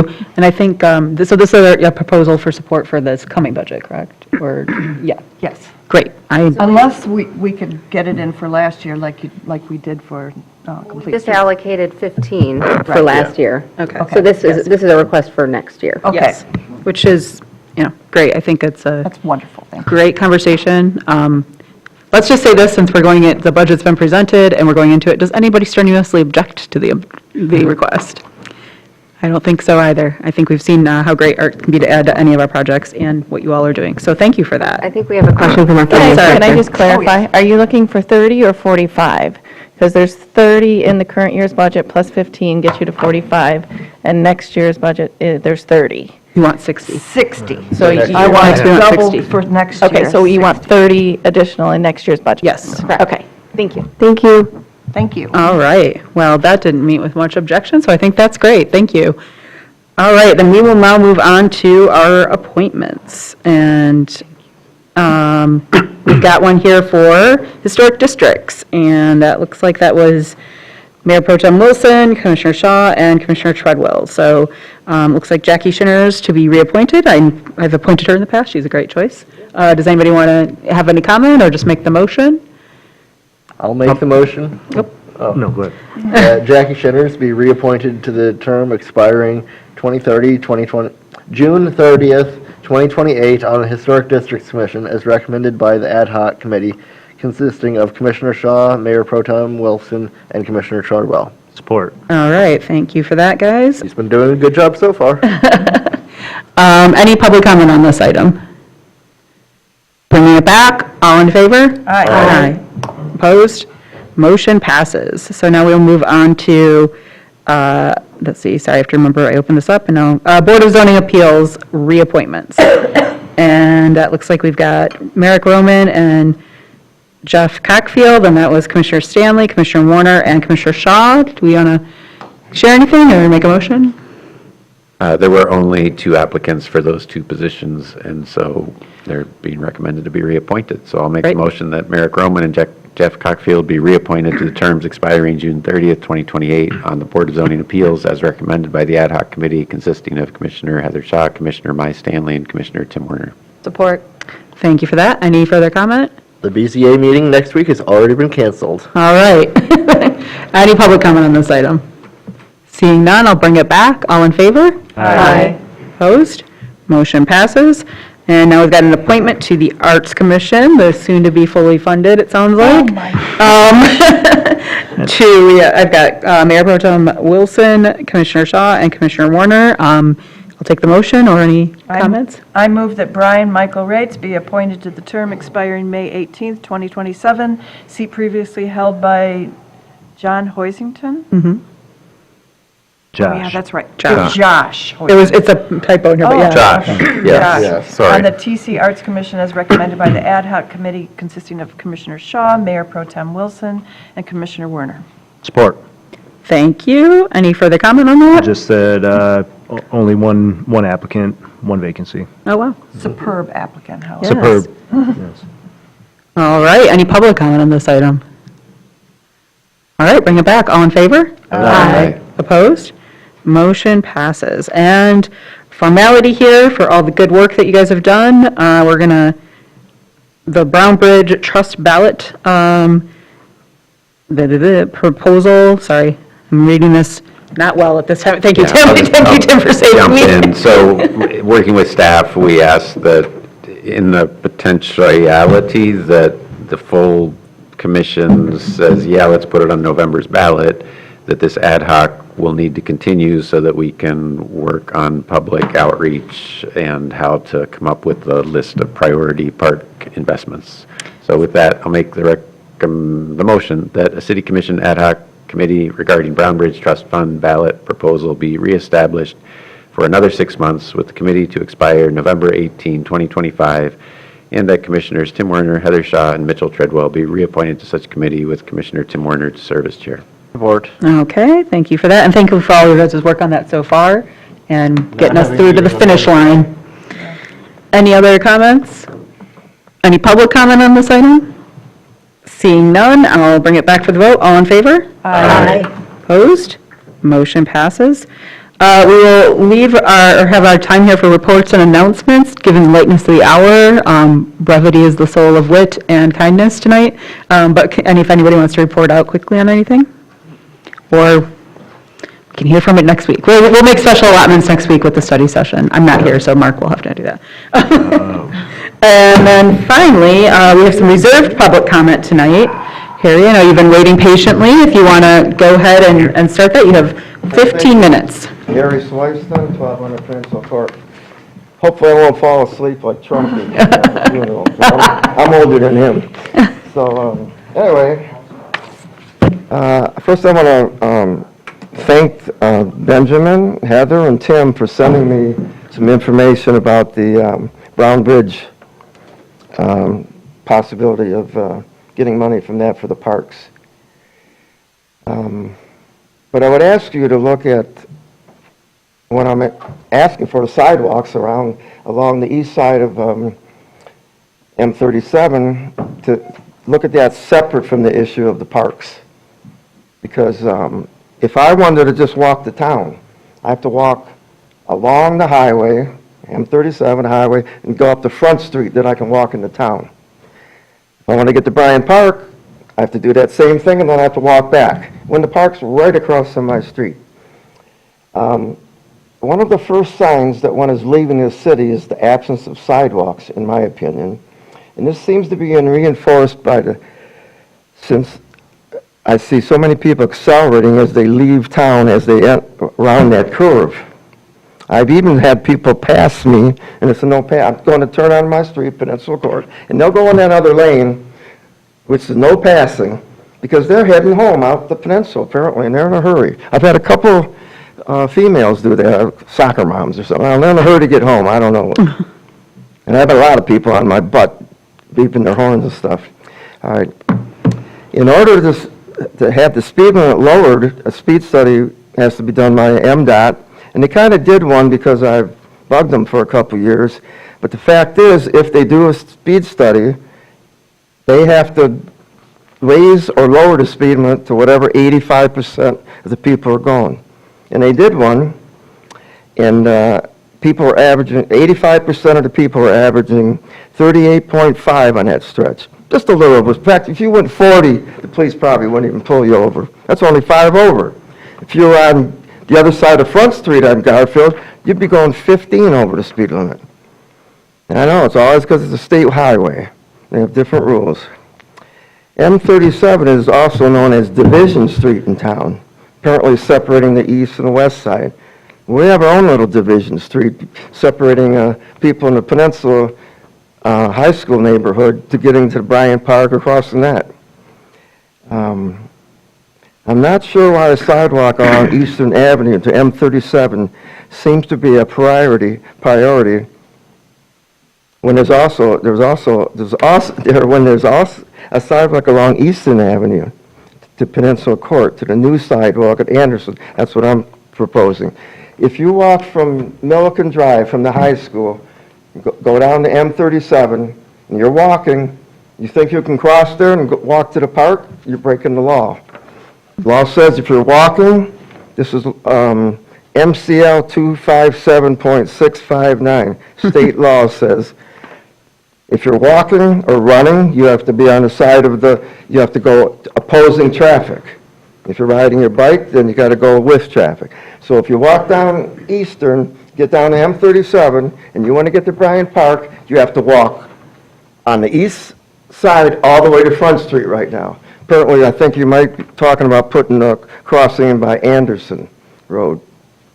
But we still have to walk around the sidewalk. Can you help me get this to the next one? I've got a video of me doing that. But first I want to comment on these signs. Let's go to the next one, yeah. What do you say, share the road and all that? Well, as you get to that curve, there's nothing to share. And there's a truck by it right now. How about the next one, too? That mailbox almost takes I think the bike lane narrows down to about 2 feet right there. And the mailbox is sticking out, and you can see that truck right there. There's no way you could ride a bike through there. Dangerous to walking, too. Let's see what the next one is. Thing. All right, let's go to another one. This is Jeff, who lives with me in my place, and he rode his bike down there. You actually have to ride in the road, Yeah. or you're going to hit a mailbox. I'd hate to be the mailman Gutter. delivering there, too. That's got to be a tricky deal. In fact, on my street, the old mailman, I said, he used to back his truck into my driveway because people, they expect, they're going to go up to 35 or whatever they're going to go. They don't expect people turning right there. So I put my turn signal and realized, but they expect you to take that turn at 35, I think. And my driveway comes up pretty quick. All right, this is the one that, I hope you've seen this, but let's show them again. It was last summer with the girls coming from the high school.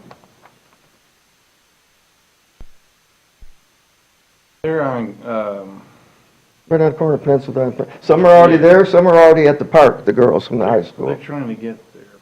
Yeah, they're trying to get there, yeah. And my dog ran down there, I went down there. Oh. This is the scary part. Look at they're trying to see when they can go. Mm-hmm. Other two didn't. I always wonder why people wouldn't stop, but there's no lines there for them to stop, so they figure they just keep going. They will eventually, somebody will stop. I'm down there talking to them, but I said something before, so we eliminated that. Somebody stopped there. Oh, wow. I mean, basically nobody walks across it. They run because of that curve and then the car's coming. Anyway, then we have the one of me walking it, right? Well, let's go back to that one. Back one up again. One more. No, where's that sidewalk? Must be the first one. Oh, yeah. That's where the sidewalk ends, at Anderson Road. Yeah. When they could go, I think I was out of the city, too. And I want to know why there aren't sidewalks there. Everybody on that stretch, there's four of us, and then the one on Anderson, that's the side of his house. He has sidewalks in the front. We all want the sidewalk, so we don't have to walk on the road. We've got a list of people that have signed up.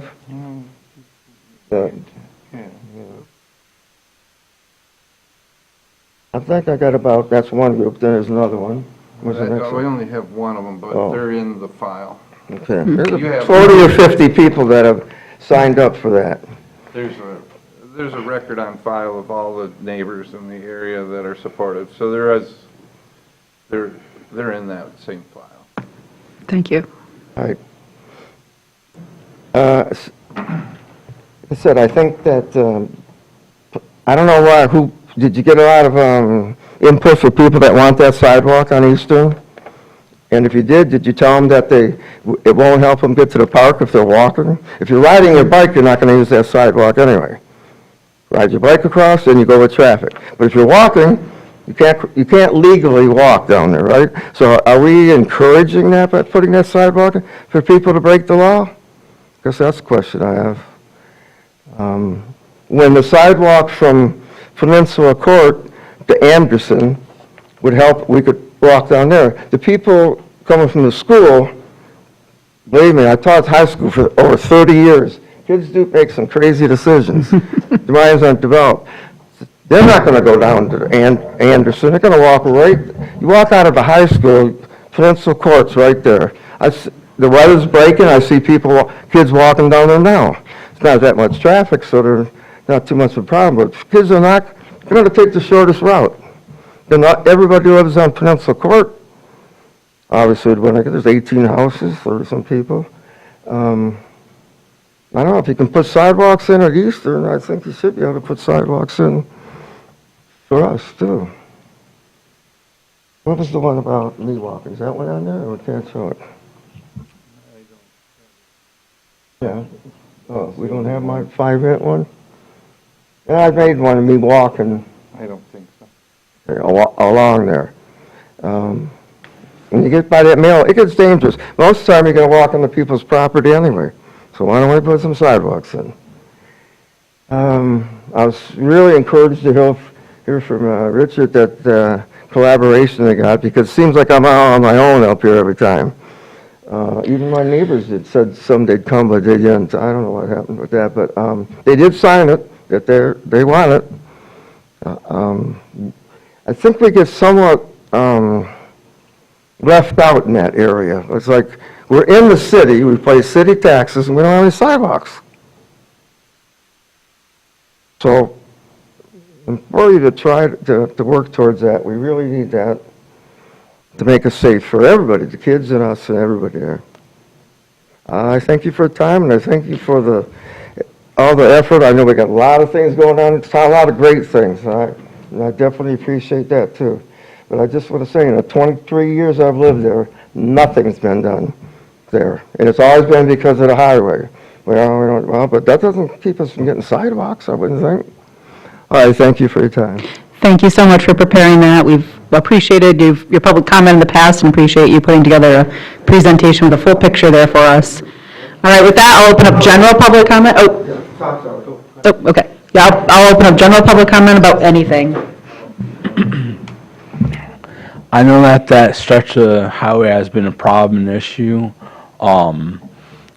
Sidewalks could be put over there, but you still would have to get permission from MDOT because that would be within their right of way. Petitions could be signed and everything else, but at the end of the day, MDOT makes that final recommendation. Yes.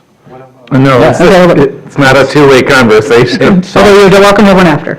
But anyways, with it not being a decommissioned state highway, it's something that is, is something that is MDOT's right of way. Now, if the city and Peninsula Township would agree, and this was probably a few years ago, that there was talks with MDOT to decommission portion of M387 from the city up through Peninsula Township, and Peninsula Township threw a fit because it would be underneath the County Road Commission's purview to maintain that portion of road. Thank you. Thank you. Any other general public comment at this time? Am I allowed to make comments too?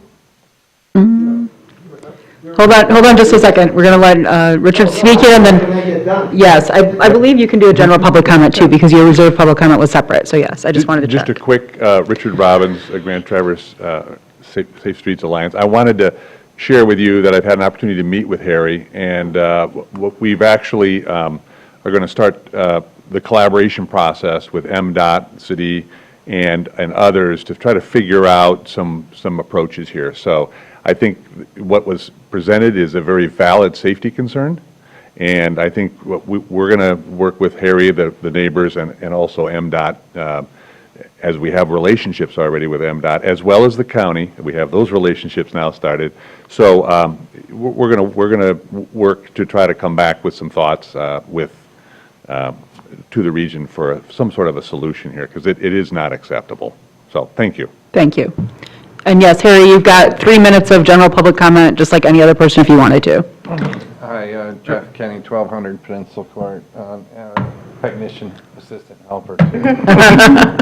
But real short, I mean, I really respect what was said about with MDOT, but they have sidewalks on Granville Parkway. That's 31, so I don't see where Hold on, we're not having a two-way conversation, guys. It's 10:30 at night. Let's do some public comment and we'll fill some further in. At least make a research into this, or a motion for research and to improve the area. Yeah, thank you for that. And thank you for the presentation. Any other general public comment? Harry, go ahead. I've been in contact with MDOT, and they said if you can get the people in the city to agree to the sidewalks, they'll put in a crosswalk there.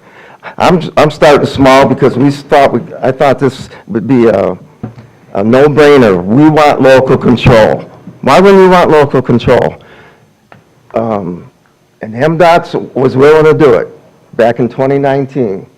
Because of the pandemic, I've gone through this, I've sent you guys emails. It just never anything got done with. That's the next step. We cannot reduce that speed limit because they did a study and everybody was going almost 40 miles. 85% of people are going on 38.5 miles per hour. So I just think that if that's not a true statement, he said, because I've talked to MDOT and I think some of you have. And if we put the sidewalks in, they'll put in the crosswalk. But I just want to get a sidewalk to get safe for the town right now, or to the park. We'll push for that later, the other stuff. Thank you. I think there's only one member of the public left who has not spoken during public comment. Do you have any desire? Nope, pass it on that. Okay, we're going to close public comment with that. I do know that the desire to abandon that highway did get abandoned during COVID, and there's been other pushback since then. There are some right-of-way issues, but I appreciate everybody who's coming together to work on that, and so hopefully we'll have some good luck. Any other final comments from commissioners? Seeing none, I will adjourn this meeting. Have a great night, everybody. Thank you.